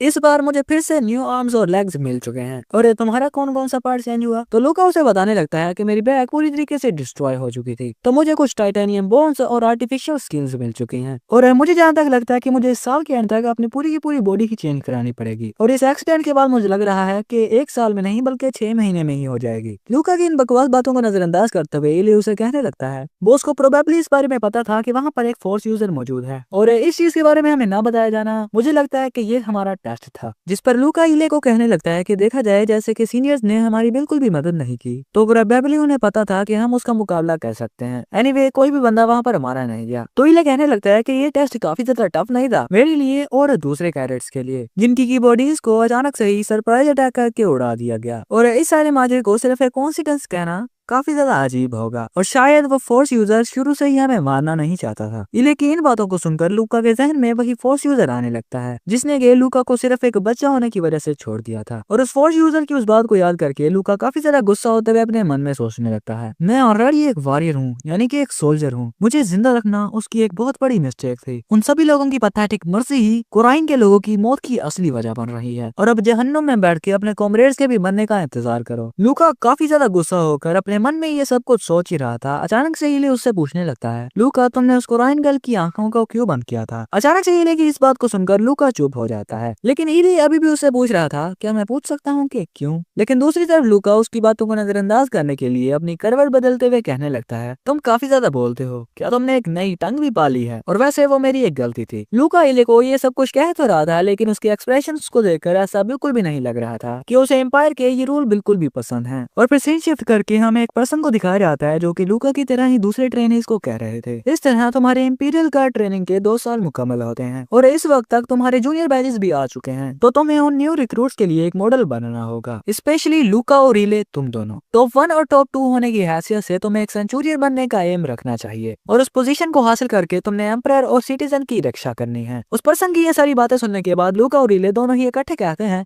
यस सर। और इसी के साथ साथ लूका अपने मन में सोच रहा था, एक सेंचुरियन। और फिर हमें बताने लगता है, इंपीरियल गार्ड्स काफी ज्यादा सिंपल तरीके से ऑर्गेनाइज किए गए हैं। उन 10 सेंचुरीज में से हर सेंचुरी में 10,000 गार्ड्समैन होते हैं और उन सभी गार्ड्स के कमांडर को चीफ सेंचुरियन कहा जाता है। और मेरे जैसे कैडेट्स को फुल बॉडी मैकेनाइजेशन के बाद सबसे lowest rank century 10th century में भेजा जाएगा। और अगर मैं 10th सेंचुरी का सेंचुरियन बन जाता हूँ तो इस तरह मैं अपने गोल के करीब हो जाऊंगा। और फिर अगले ही सीन में हमें लूका और इले के दरमियान एक फ्रेंडली स्पार्क को दिखाया जाता है, जहाँ इले लूका पर हमले कर रहा था और लूका उसके सभी अटैक्स को डॉज और ब्लॉक कर रहा था, जहाँ काफी देर तक इनकी इसी तरह ही फाइटिंग चलती रहती है। और इले के साथ फाइट करते हुए लूका अपने मन में सोचने लगता है, अपने न्यू आर्म्स के मिल जाने के बाद इले काफी ज्यादा स्ट्रॉन्ग हो चुका है। लेकिन ये कहते हुए लूका उसकी लोअर बॉडी पर किक करता है, जिसकी वजह से इले का बैलेंस बिगड़ गया था। और इसी मौके को देखते हुए लूका काफी ज्यादा तेजी से उस पर पंच करने वाला था, लेकिन लूका अपना पंच उसके मुंह के काफी ज्यादा करीब जाकर रोक देता है और इले को कह रहा था, हमने 124 टाइम फाइट की और 124 टाइम ही तुम मुझसे हार गए। और फिर से सीन शिफ्ट होता है और हमें लूका और इले को वहीं आउट प्लेस में एक दूसरे से बातें करते हुए दिखाया जाता है, जहाँ इले लूका को कह रहा था, मुझे लगा था मैं इस बार तो तुमसे जीत ही जाऊंगा। इले की इस बात को सुनकर लूका उसे टोन मारते हुए कहने लगता है, अगर न्यू पार्ट्स के मिल जाने के बाद कोई सच में स्ट्रॉन्ग हो जाता तो बंदे ने ट्रेनिंग ही क्यों करनी थी। लूका के मुंह से इतनी तकल्लुफ भरी बात को सुनकर इले उससे कहने लगता है, उस स्पीच को सुनने के बाद तुम और भी ज्यादा सख्त हो चुके हो और एक सेंचुरियन बनना तुम्हारे लिए काफी ज्यादा हो जाएगा। तो लूका कहने लगता है कि ऑफ कोर्स अगर मैं इंपीरियल गार्ड के तौर पर ही यूं बढ़ता रहूंगा तो मुझे कहीं पर भी वेलकम किया जा सकता है। तो इले कहने लगता है, तुम एक ऐसे पोजीशन में हो जहाँ पर तुम्हारी मौत इतना ज्यादा मैटर नहीं करती, तो क्यों ना थोड़ी देर के लिए रिलैक्स कर लिया जाए। इले की इस बात को सुनकर लूका उसे मुंह तोड़ जवाब देते हुए कहने लगता है, अनलाइक यू मेरे पास कोई ऐसी जगह नहीं है जहाँ पर मैं वापस जा सकता हूँ, तो मुझे इसी तरह मेहनत करते रहनी होगी और अपने गोल को अचीव करना होगा। और इले तुम्हारे पास टैलेंट है लेकिन तुम्हारे पास वो स्ट्रॉन्ग विल नहीं है, और तुम एक गार्डमैन ही क्यों बनना चाहते थे। तो इलिया मुस्कुराते हुए कहने लगता है, क्या तुम्हें लगता है कि मैं एक गार्डमैन बनना चाहता था? मेरा असली ख्वाब तो एक स्कॉलर या आर्कियोलॉजिस्ट बनना था और एंशिएंट आर्केन सिविलाइजेशन को स्टडी करना था। तो लूका कहता है, तो फिर तुमने वो काम क्यों नहीं किया? तो इलिया मुस्कुराते हुए कहता है, एम्पायर में आर्केन सिविलाइजेशन को स्टडी करना किसी भी इंडिविजुअल के लिए बैन है, और इसी के साथ साथ क्योंकि हमारे घराने ने बहुत सारे जनरल्स को प्रोड्यूस किया है तो उन्होंने मुझे इस चीज के अलावा कुछ भी काम करने से मना कर दिया। तो लूका उसे कहने लगता है, तुम्हारे कहने का मतलब है कि तुम्हें वो काम करने ना दिया गया जो तुम करना चाहते थे, इसी वजह से तुम सैड हो। कितना बेकार है। स्लम्स में काफी ज्यादा ऐसे बंदे हैं जिनकी अगले दिन की जिंदगी भी गारंटीड नहीं की जा सकती, और हाथ तो ये है कि उन्हें एक टाइम का खाना भी काफी ज्यादा मुश्किल से मिलता है। लूका की इन बातों को सुनने के बाद इले उसे कहने लगता है, मुझे पहले ही लगा था कि तुम यही कुछ कहोगे, और वैसे मैंने तुम्हें अपना ये सीक्रेट इसी वजह से बताया क्योंकि लूका तुम मेरे इकलौते दोस्त हो। तो लूका फिर से उसे कहने लगता है, जिस तरह से तुम खुले में यूं एम्पायर को क्रिटिसाइज करते हो, अगर किसी बहन के भाई ने इस बारे में रिपोर्ट कर दिया तो तुम्हारी पूरी जिंदगी रियून हो जाएगी। तो इले कहने लगता है, हाँ मुझे पता है, लेकिन तुम ऐसा नहीं करोगे, बिल्कुल उसी तरह जैसे मैंने तुम्हारा सीक्रेट छुपाया हुआ है। इले की इस बात को सुनकर लूका उसे कहने लगता है, मैं सिर्फ इसी वजह से थोड़ा सा हेजिटेट किया था क्योंकि मेरा ओपोनेंट बिल्कुल ही एक नॉन कॉम्बैटेंट था, और अगर तुम्हारी जगह किसी ने देखा होता तो इस वक्त वो जिंदा ना होता। और ये कहते कहते अचानक से काफी ज्यादा सीरियस होते हुए कहने लगता है, मैं एम्पायर और एम्परर के लिए काफी ज्यादा लॉयल हूँ जिन्होंने मेरे टैलेंट को निखारा है, और एम्पायर के एनिमीज मेरे एनिमीज हैं, और तुम्हारा भी सिर्फ यही माइंडसेट होना चाहिए। इले लूका की इस बात को सुनकर पहले तो इले बिल्कुल भी रिएक्शन नहीं देता, और फिर अचानक से हल्का सा मुस्कुराता है और फिर वहां से जाते हुए कहने लगता है, तुम एक बहुत बड़े झूठे हो। अगर एम्पायर के लिए तुम्हारी ये एलिगेंस लॉयलिटी से भी बढ़ गई तो उस वक्त भी तुम मुझे मार नहीं पाओगे। और लूका मैं तुम्हें सिर्फ यही कहना चाहता हूँ कि अपने आप को इतना भी ज्यादा पुश मत करो। और इले को अपनी ये बातें सीरियस ना लेता देखकर लूका उसे देखकर कहने लगता है, इडियट, अगर तुमने वो बात किसी को भी बताई तो तुम मारे जाओगे। और फिर से हमें एक साल स्किप करके थर्ड ईयर ट्रेनिंग मिशन की तरफ का सीन दिखाया जाता है, जहाँ कोई पर्सन न्यूट्रल जोन में मौजूद एक आर्केन साइड के पिलर के ऊपर हाथ रखते हुए कह रहा था, हम सभी लोग आर्केन साइड पर मौजूद हैं और अभी भी इसके अंदर से एनर्जी रिस्पॉन्स मिल रहा है। हालांकि ये पिलर लाखों करोड़ों साल पहले बनाया गया था, और हम देखते हैं कि ये सब कुछ कहने वाला अपना इले होता है, जो कि आर्केन साइड बनाने की वजह से काफी ज्यादा खुश था। और काफी ज्यादा खुश होते हुए लूका को कहने लगता है कि लूका देखो, ये काफी ज्यादा कूल नहीं है, हम ह्यूमंस की एग्जिस्टेंस से पहले भी कुछ ऐसी सिविलाइजेशन थी जिन्होंने स्टार्स को एक्सप्लोर किया था। और इले की इन बातों को सुनते हुए लूका अपने मन में कहने लगता है, मैंने एक लाइन ड्रा की थी लेकिन ये भाई साहब उसे क्रॉस करने से बिल्कुल भी हेजिटेट नहीं कर रहे। और फिर इले को कहने लगता है, इले तुम बहुत ज्यादा केयरलेस हो रहे हो, ये रेकग्निशन मिशन हमारी ट्रेनिंग का पार्ट है, और अगर इसी दौरान हम किसी दूसरी फोर्स से मिल जाते हैं तो वो चीज एक बहुत बड़ी लड़ाई में बदल सकती है। लेकिन इले जो कि उस पिलर से लपका खड़ा था वो लूका को कहने लगता है, अगर हम अपने एनिमी को डिफीट नहीं भी कर पाए तो उन सभी गार्ड्स में से हमारी कोई मदद करने के लिए आ जाएगा। और इले की इन हरकतों को देखकर लूका काफी ज्यादा गुस्सा हो रहा था। और फिर तभी अचानक से पीछे से कोई पर्सन आते हुए कहने लगता है, the present exist because of the past, और उन रिकॉर्ड्स की वजह से हम फ्यूचर को भी प्रिडिक्ट कर सकते हैं। अगर तुम इस बात को दूसरे नजरिए से देखो तो ये चीज भी सेंस में आती है कि लोग हिस्ट्री में काफी ज्यादा इंटरेस्टेड हैं, और हम देखते हैं कि ये सब कुछ कहने वाला Christian imperial guard trainee Claude Raymonds होता है, जिसे देखते हुए लूका अपने मन में सोचने लगता है, क्लॉड, इस भाई की फैमिली कार्तिकास की फैमिली जितनी बड़ी तो नहीं है, लेकिन जो भी है ये एक रिस्पेक्टफुल फैमिली से आता है। लेकिन पीछे की तरफ खड़ा हुआ क्लॉड लूका को कह रहा था, लूका क्या मैं तुमसे एक चीज पूछ सकता हूँ? वो ये कि मुझे लगता है कि मैं तुम्हें पसंद करता हूँ, क्या तुम भी किसी को पसंद तो नहीं करते ना? और क्लॉड की इस बात को सुनकर लूका काफी ज्यादा ऑफेंसिव मूड में आकर कहने लगता है, अगर तुम मेरे थोड़ा सा भी क्लोज आए तो मैं तुम्हें एक थ्रेट समझ के तुम पर हमला कर दूंगा। और लूका की इस रिएक्शन को देखकर क्लॉड उसे कहने लगता है, अरे अरे तुम्हें डरने की जरूरत नहीं है, मैंने कहने का मतलब था कि अगर तुम्हें कोई पसंद नहीं है तो मैं अपनी लिटिल सिस्टर को तुमसे इंट्रोड्यूस कराना चाहता हूँ। तो लूका कहता है कि मैं ऑर्फनेज से हूँ, जिस पर फिर से क्लोड कह रहा था व्हाटएवर, तुम जहाँ से भी हो, मुझे कोई फर्क नहीं पड़ता कि तुम ऑर्फनेज से हो या फिर कोई नोबिलिटी हो, आखिरकार तुम मेरे एक सुपीरियर हो। और ये भी सुन लो कि मेरी छोटी बहन काफी ज्यादा ब्यूटीफुल है। क्लोड लूका को ये सब कुछ बता ही रहा था, अचानक से पीछे से इले भी उसे आकर कहने लगता है, लूका लगता है तुम काफी ज्यादा पॉपुलर हो चुके हो। इन सभी लोगों का ये सब कुछ मजाक चल ही रहा था, लेकिन तभी अचानक से इले और लूका दोनों को ही कुछ फील होता है, जिसे फील करते ही वो सभी लोग वहाँ से किसी जगह पर छुप गए थे, जहाँ लूका सभी लोगों को कहने लगता है एक बायोलॉजिकल रिस्पॉन्स। इले और ग्रुप पीछे रहकर हमें स्प्रोट प्रोवाइड करेंगे और मैं और क्लोड आगे रहकर कमांड संभालेंगे। और सामने की तरफ देखते हुए जहाँ पर कोई पर्सन खड़ा हुआ था, लूका अपने मन में सोचने लगता है सामने कोई ना कोई पर्सन तो है। और उस पर्सन की तरफ देखते हुए जिसके सामने की एक क्यूब जैसी चीज फ्लोट कर रही थी, उससे ध्यान से देखते हुए लूका काफी ज्यादा डर जाता है और अपने मन में कह रहा था डैम इट, ये तो एक कोराइड प्लाडीन है। और हम देखते हैं कि अचानक से उस प्लाडीन ने भी लूका और क्लोड की प्रेजेंस को सेंस कर लिया था और किसी पर्सन की प्रेजेंस को सेंस करते ही वो अपनी फोर्स को इस्तेमाल करते हुए एक स्पेयर को कंट्रोल करता है और उससे उसने उन दोनों पर हमला कर दिया था। जिस हमले को अपनी तरफ बढ़ता देखकर लूका काफी ज्यादा तेजी से क्लोड को वहां से हटने को बताता है, लेकिन इससे पहले कि क्लोड कुछ भी रिस्पॉन्स कर पाता, वो स्पेयर क्लोड को चीरते हुए आगे निकल जाता है और क्लोड की बॉडी के पीसेस हो गए थे। और अपने साथी को अपने सामने यूं मरता हुआ देखकर लूका काफी ज्यादा डर जाता है और उस कोराइड प्लाडीन का अगला निशाना लूका था। तो एपिसोड की शुरुआत में हमें उसी प्लाडीन के छोड़े हुए स्पेयर को दिखाया जाता है, जो कि काफी ज्यादा तेजी से क्लोड को चीरने के बाद दोबारा से उसी प्लाडीन वॉरियर के हाथ में चला गया था। और अपने सामने पड़े हुए क्लोड के मरते हुए जिस्म को देखकर लूका के जहन में क्लोड की प्रीवियस मेमोरी आने लगती है कि किस तरह वो उसे कह रहा था कि वो उसे अपने सिस्टर से मिलवाएगा, और अब उसके जिस्म के 2 टुकड़े हो चुके हैं, जिसे देखकर लूका काफी ही ज्यादा डरा हुआ होता है एंड क्लोड की तरफ देखते हुए अपने मन में सोच रहा होता है, मुझे लगा कि मैं उस स्पेयर को आता हुआ देख लूंगा, लेकिन अब मेरे सामने ही क्लोड मरा हुआ पड़ा है। और जब जैसे ही लूका प्लाडीन वॉरियर की तरफ देखकर उसके स्पेयर की ट्राजेक्ट्री को मालूम करने की कोशिश करने लगता है, तो उसकी मैकेनिकल आई उसके स्पेयर की ट्राजेक्ट्री को नाप ही नहीं पा रही थी और बार बार उसे एरर शो कर रही होती है, जिस चीज को देखकर लूका और भी ज्यादा डर जाता है और फिर से अपने मन में सोचने लगता है मैकेनिकल आई काम क्यों नहीं कर रही। और फिर इसी के साथ उस प्लाडीन वॉरियर पर कुछ लोगों ने अटैक किया, जो अटैक्स अनफॉर्चुनेटली उस प्लाडीन वॉरियर की शील्ड को भी ब्रेक नहीं कर पाते, जो कि कोई और नहीं बल्कि इले और उसके साथी ही होते हैं, जिन सभी को थोड़ी देर पहले लूका ने भागने को बताया था। लेकिन वो सभी के सभी लोग दोबारा से लूका की तरफ भागते हुए कह रहे थे, लूका वहाँ पर खड़े मत रहो, हमें उसके साथ फाइट करनी होगी। जिस पर लूका, जो कि काफी ज्यादा घबराया हुआ होता है, वो भी अपने मन में सोचने लगता है इले। लेकिन इसी के साथ उसने अपने आप को थोड़ा सा काम डाउन किया और फिर से सोचने लगा, नहीं वो सही कह रहा है, क्योंकि अगर हम यहाँ से भागने की कोशिश करेंगे तो फिर भी हम सिचुएशन से नहीं निकल सकते। तो इस चीज का सिर्फ यही मतलब है कि हमें इसका सामना करना होगा और तब तक इसे यहाँ पर रोकना होगा जब तक इंपीरियल गार्ड यहाँ पर नहीं पहुंच जाता। और फिर इसी के साथ लूका की जिंदगी के सबसे ज्यादा मुश्किल 15 सेकंड शुरू हो गए। और इसी के साथ अपने मन ही मन में उस इंपीरियल गार्ड के बारे में सोचते हुए, अगर हम इस प्लाडीन को थोड़ी देर तक रोक रखेंगे तो मुझे यकीन है कि वो इंपीरियल गार्ड काफी ज्यादा जल्दी से यहाँ पर पहुंचता होगा। लेकिन इसी के साथ हम देखते हैं उस प्लाडीन को, जो कि अपनी टेलीकिनेसिस का इस्तेमाल करते हुए उस पेड़ को लूका की तरफ आने में खड़ा था, और अगले ही सीन में वो पेड़ काफी ज्यादा तेजी से लूका के सामने आ गया, जिसे कि फॉर्चुनेटली लूका थोड़े से ही वक्त में डोज कर लेता है। लेकिन इसी के साथ उस हमले की वजह से लूका के हेलमेट के डिस्ट्रॉय होने के साथ साथ उसके चेहरे पर एक कट भी लग गया था। लेकिन अभी भी वो प्लाडीन रुकता नहीं है और लूका के पीछे गए हुए स्पेयर को कंट्रोल करते हुए दोबारा से उसी पर अटैक कर देता है। और अब शायद लूका ऐसे डोज नहीं कर सकता था और काफी ही ज्यादा डर जाता है। इसी के साथ अपने मन में सोच रहा था, क्या मैं यहाँ पर मरने वाला हूँ? नहीं,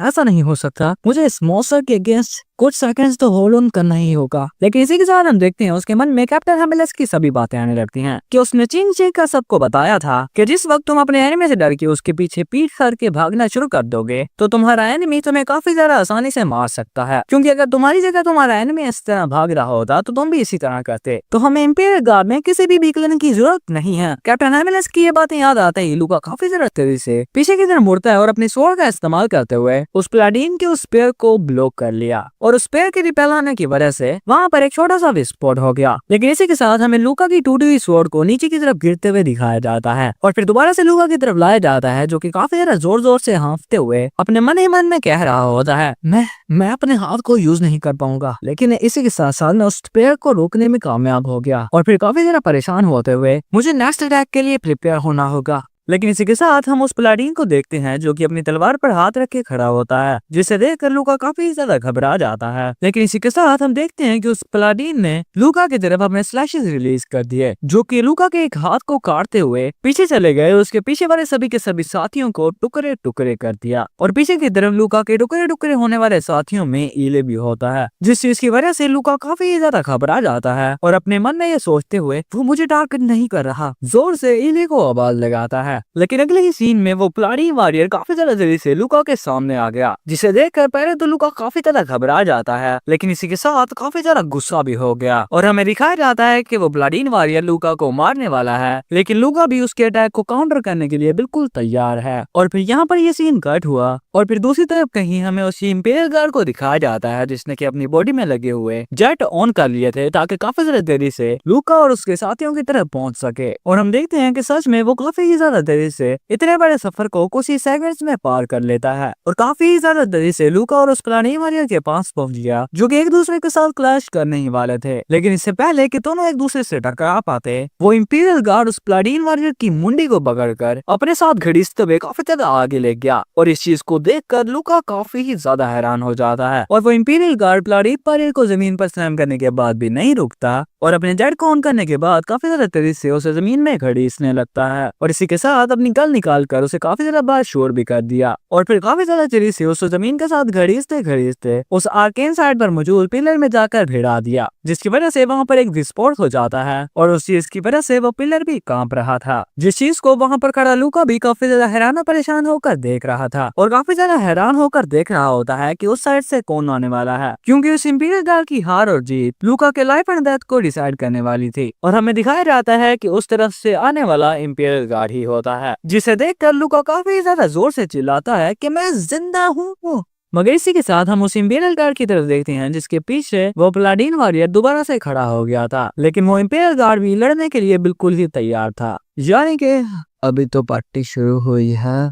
वो पलाडीन वॉरियर यानी कि कोराइट नाइट उठ रहा था, जिसे देखते हुए वो इंपीरियल नाइट भी अपनी बॉडी के अंदर मौजूद एक स्वॉर्ड को निकालने लगता है और अपनी स्वॉर्ड उस पलाडीन नाइट की तरफ तान कर खड़ा हो जाता है। और उस इंपीरियल नाइट और पलाडीन वॉरियर को यूं फाइट के लिए तैयार होता हुआ देखकर पीछे की तरफ खड़ा हुआ लूका, जो कि काफी ज्यादा इंजर्ड होता है और जोर जोर से हाँफते हुए सोच रहा था। एक तरफ है लीजियन एम्पायर का इंपीरियल गार्ड, जिसकी बॉडी एक बहुत ही ज्यादा खतरनाक वेपन है, और दूसरी तरफ कोराइट अलायंस का होली नाइट, जो कि फोर्स को यूज कर सकता है। और हम देखते हैं कि वो पलाडीन वॉरियर और इंपीरियल गार्ड एक दूसरे को मारने के लिए काफी ज्यादा तेजी से एक दूसरे की तरफ बढ़ने लगते हैं। और इसी के साथ लूका अपने मन में सोच रहा होता है इन दोनों में से कौन सी साइड ज्यादा स्ट्रॉन्गर है। और हम देखते हैं कि वो पलाडीन वॉरियर और इंपीरियल गार्ड एक दूसरे के साथ क्लैश कर जाते हैं और बिल्कुल एक दूसरे के खून के प्यासों की तरह फाइट कर रहे थे और इतनी ज्यादा तेजी से फाइट कर रहे होते हैं कि कभी जंगल की इस साइड पर आ जाते और कभी दूसरी साइड पर। लेकिन इसी के साथ साथ उनकी फाइट की वजह से वहाँ पर काफी ज्यादा डिस्ट्रक्शन भी फैल रही होती है और काफी ज्यादा तेजी से फाइट करते करते वो दोबारा से पुरानी जगह पर आ गए और उन दोनों की हर क्लैश की वजह से वहाँ पर डिस्ट्रक्शन फैल रही थी। और उन दोनों को इतनी ज्यादा तेजी से फाइट करता हुआ देखकर पीछे की तरफ खड़ा हुआ लूका भी अपने मन में सोचने लगता है ये तो कुछ ज्यादा ही फास्ट है,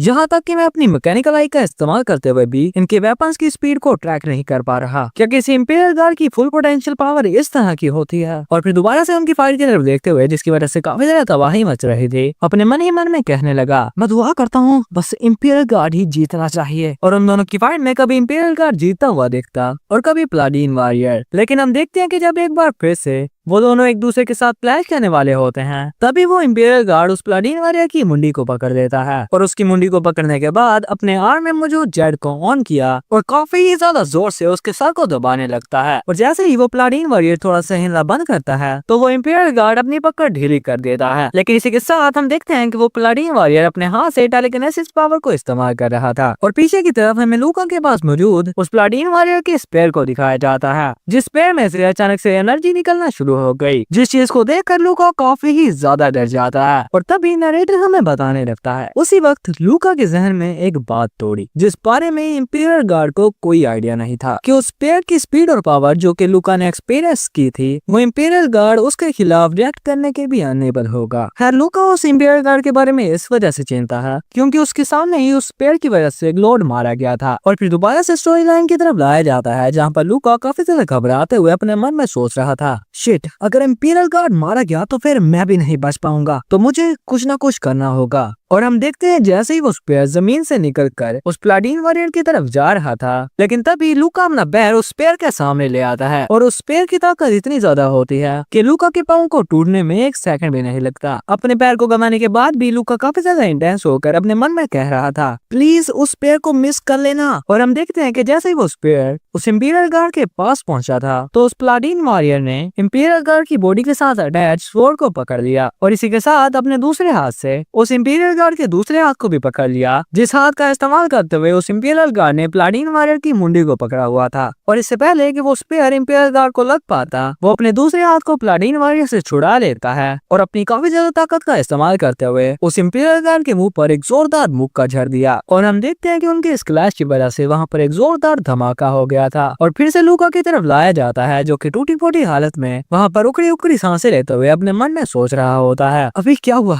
कौन सर्वाइव किया होगा। और फिर इसी के साथ अपनी आंखें बंद करते हुए, अगर उसको रायनाइन ने सर्वाइव किया होगा तो मेरे पास बचने का बिल्कुल भी रास्ता नहीं है। लेकिन इसी के साथ हमें लूका की तरफ किसी को बढ़ते हुए दिखाया जाता है, जिसके कदमों की आहट को सुनकर लूका अपने मन ही मन में कह रहा था, please please please imperial guard ही हो। लेकिन हम देखते हैं कि जो भी सर्वाइव किया था वो लूका के पास आकर कहने लगता है, गुड वर्क ट्रेनी, यानी कि इस फाइट को सर्वाइव कर लेने वाला इंपीरियल गार्ड था, जो कि लूका को कह रहा होता है, मैं उस नाइट को इसी वजह से टेक डाउन कर पाया क्योंकि तुमने मेरी काफी ज्यादा मदद की। क्या तुमने अपनी एब्डोमेन पर चोट खाई है? तो लूका, जिसने कि अभी भी अपनी आंखें बंद की हुई थी, वो कराहते हुए उसे जवाब देने लगता है, हाँ, उसके फोर्स स्लैश को डॉज करते वक्त मुझे चोट लग गई। लेकिन फिर अचानक से वो इंपीरियल गार्ड लूका की तरफ अपना हाथ बढ़ाते हुए कहने लगता है, मैं तुम्हें असिस्ट करूंगा, चलो बेस की तरफ वापस चलें। लेकिन जैसे ही लूका ने अपनी आंखें खोलकर इंपीरियल गार्ड की तरफ देखा तो काफी ज्यादा हैरान हो जाता है और फिर हमें इंपीरियल गार्ड के फुल मैकेनिकल आर्मर के बारे में बताया जाता है। एम्पायर की तरफ से इंपीरियल गार्ड को मिलने वाला एक फुल बॉडी मैकेनिकल आर्मर, जो कि इंसान की बॉडी के कॉम्बैट में ना यूज होने वाले सभी के सभी अननेसेसरी पार्ट को हटाने के बाद उनके ब्रेन से अटैच कर दिया जाता है। ये एक ऐसी आइटम है जो कि किसी को भी एक अल्टीमेट वेपन बना सकती है और हर ट्रेनी का सपना होता है कि उसे भी एक लीजियन आर्मर मिले। लेकिन हम देखते हैं कि इस वक्त जो लूका देखता है उसे देखकर काफी ज्यादा हैरान हो जाता है क्योंकि उस इंपीरियल गार्ड का सर गायब हो चुका था। लेकिन फिर भी वो लूका की तरफ अपना हाथ बढ़ाए खड़ा होता है और उसे यूं देखकर लूका काफी ज्यादा मायूस होकर कहने लगता है, तुम जिंदा हो लेकिन तुम्हारा ब्रेन कहाँ पर है? क्या तुम एक मशीन हो या फिर तुम एक ह्यूमन हो? क्या हो तुम? और इस चीज के बारे में पता चलता ही कि उसका ब्रेन गायब हो चुका है, वो इंपीरियल गार्ड भी बड़ी अजीब सी हरकतें करना शुरू कर देता है और फिर अचानक से जोर जोर से चिल्लाने लगा। और फिर हम देखते हैं कि इंपीरियल गार्ड भी मारा गया। और इस चीज को भी देख कर कि वो इंपीरियल गार्ड एक रोबोट था, लूका काफी ज्यादा मायूस होकर कहने लगता है, मैं इतनी ज्यादा मेहनत कर रहा था सिर्फ इसी वजह से कि इस तरह का एक रोबोट बन सकूं। लेकिन इसी के साथ हम देखते हैं कि लूका की पूरी बॉडी शेक कर रही होती है और लूका भी अपने मन में सोच रहा था, मेरी बॉडी कांपना बंद ही नहीं कर रही, मदद के यहाँ पर पहुँचने तक क्या मैं सर्वाइव भी कर सकूंगा? शायद ये मेरी जिंदगी का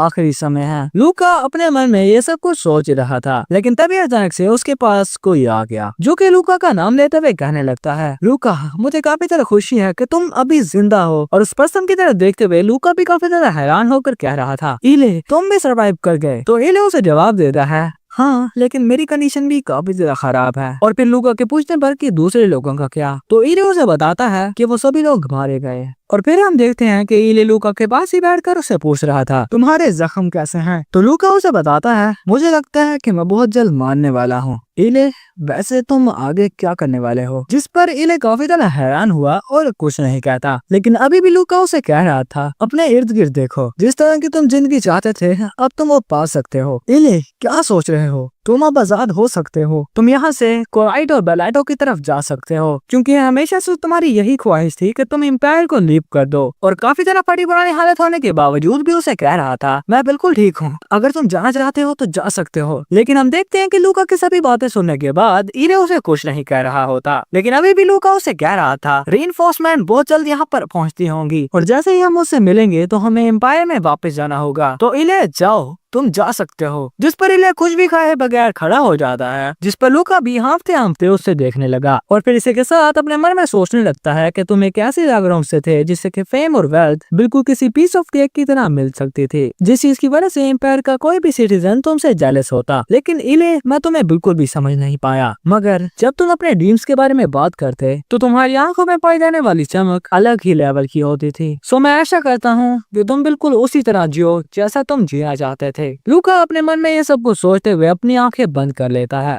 और थोड़ी देर के लिए पूरी की पूरी स्क्रीन ब्लैंक हो जाती है। लेकिन तभी हम देखते हैं कि अचानक से लूका के सीने पर किसी ने हाथ रखा, जिस चीज की वजह से लूका ने भी अपनी आंखें खोली और अपने सामने वाले पर्सन को देखकर कहने लगता है, तुम यहाँ पर क्या कर रहे हो इडियट। और हम देखते हैं वो पर्सन कोई और नहीं बल्कि इले ही होता है, जो कि लूका के सीने पर हाथ रख के कह रहा था, तुम्हें इस तरह एक्ट करता हुआ देखकर मुझे लगा कि तुम सच में कहीं ना मर जाओ, क्योंकि मैं अपने किसी दोस्त को अपने सामने ही मरता हुआ छोड़कर इस तरह अपने ड्रीम्स को पूरा करने के लिए नहीं जा सकता। लेकिन इन बातों को सुनकर लूका के चेहरे पर भी एक पॉजिटिव स्माइल आ गई थी। लेकिन इसी के साथ हम देखते हैं कि उनकी रीइंफोर्समेंट भी आ चुकी थी। तो एपिसोड की शुरुआत में हमें एक पर्सन को एक बुक को पढ़ते हुए दिखाया जाता है, जो पर्सन को यो नहीं बल्कि अपना लूका ही होता है, जो पढ़ तो उसी बुक को ही रहा होता है लेकिन उसका ध्यान किसी और जगह पर होता है। लेकिन हम देखते हैं कि तभी अचानक से उसके पीछे से इले आ गया, जिसके अचानक से ये कहने पर क्या तुम न्यू पार्ट्स लेने के बारे में सोच रहे हो। लूका काफी ज्यादा हैरान होकर अपनी सोचों से बाहर आ जाता है और हम देखते हैं कि इले उसे एक बॉडी पार्ट रिकमेंड करते हुए उसकी एक खासियत बताते हुए कहने लगता है, इसका अडेप्टेशन पीरियड काफी ज्यादा शॉर्ट है, तो तुम काफी ज्यादा जल्दी बैटलफील्ड में जा पाओगे और ये उन बॉडी पार्ट से काफी ज्यादा अच्छा है जो कि तुम इस वक्त यूज कर रहे हो। लेकिन इले का यहाँ पर यूँ अचानक आने पर लूका उस पर थोड़ा सा गुस्सा होते हुए कहने लगता है, इले यूँ अचानक से मेरे सामने ना आ जाया करो, कभी कभी तो मैं काफी ज्यादा डर जाता हूँ। जिस पर इले ने भी उससे माफी मांगी और फिर लूका हमें बताने लगता है, एम्पायर वापस आकर अपनी ट्रीटमेंट को पूरा करने के बाद मुझे इन्वेस्टिगेशन करने के लिए काफी सारा डिपार्टमेंट्स में बुलाया गया एंड वो सभी मुझसे उस केस के बारे में बात करना चाहते थे जिसमें वो इंपीरियल गार्ड और 3 कैडेट्स मारे गए और इस केस को एम्पायर ने नाम दिया था द कोरन प्लारीन इनकाउंटर इंसिडेंट। लेकिन जिस बारे में मैं सोच रहा था कि वो मुझसे इस बारे में सवालात करेंगे, लेकिन मुझे वहाँ पर किसी और ही रीजन की वजह से बुलाया गया। लूका अपने मन ही मन में ये सब कुछ सोच ही रहा होता है, लेकिन तभी हम देखते हैं कि ये दोनों के दरमियान चुप्पी तोड़ते हुए कहने लगता है, बाय द वे तुमने उस बारे में सुना कि जिस जगह पर हम गए थे वहाँ पर एक आर्टिफैक्ट पाया गया है और मुझसे लिखवा लो। उस आर्टिफैक्ट की ओनरशिप के हवाले से काफी ज्यादा आर्गुमेंट्स होने वाली हैं। लेकिन बातों को सुनने के बाद लूका फिर से अपने मन में सोचने लगता है, मुझे पता है इस सब भजड़ के पीछे वही फ्लोटिंग क्यूब है। और फिर इले से सवाल करते हुए, तो फिर उस क्यूब को कलेक्ट कौन कर रहा है। तो इले उसे बताने लगता है, मैंने सुना है कि वो एक रिट्राइवल टीम बना रहे हैं जो कि इस चीज में काफी ज्यादा स्पेशलिस्ट है। और फिर अचानक से काफी ज्यादा परेशान होते हुए, और अगर होली अलायंस हमें वो आर्टिफैक्ट और हिस्टोरिक साइट देने से मना करती है तो ये चीज एक बहुत बड़े वार में चेंज हो सकती है। और अगर एम्पायर और कोरन्स के बीच में फाइट शुरू हो गई तो इस चीज की वजह से ब्लड ऑफ फेडरेशन को काफी ज्यादा मुनाफा होने वाला है। और हम देखते हैं कि जहाँ इले काफी ज्यादा परेशान होकर लूका को ये बता रहा होता है कि उसी आर्टिफैक्ट की वजह से काफी ज्यादा स्मॉलर स्केल्स बैटल होती रही हैं, लेकिन लूका उसे शो कर रहा होता है कि उसे इन बातों से बिल्कुल भी फर्क नहीं पड़ता एंड उसे कह रहा होता है कि मुझे पॉलिटिक्स में बिल्कुल भी इंटरेस्ट नहीं है, मेरा काम सिर्फ ऑर्डर्स देना और फाइट करना है और इंपीरियल गार्ड के एक मेंबर होने की हैसियत से हमें यही करना चाहिए। और इसी के साथ अपने मन में उस इंपीरियल गार्ड के बारे में सोच रहा था जिसका सर उड़ जाने के बाद भी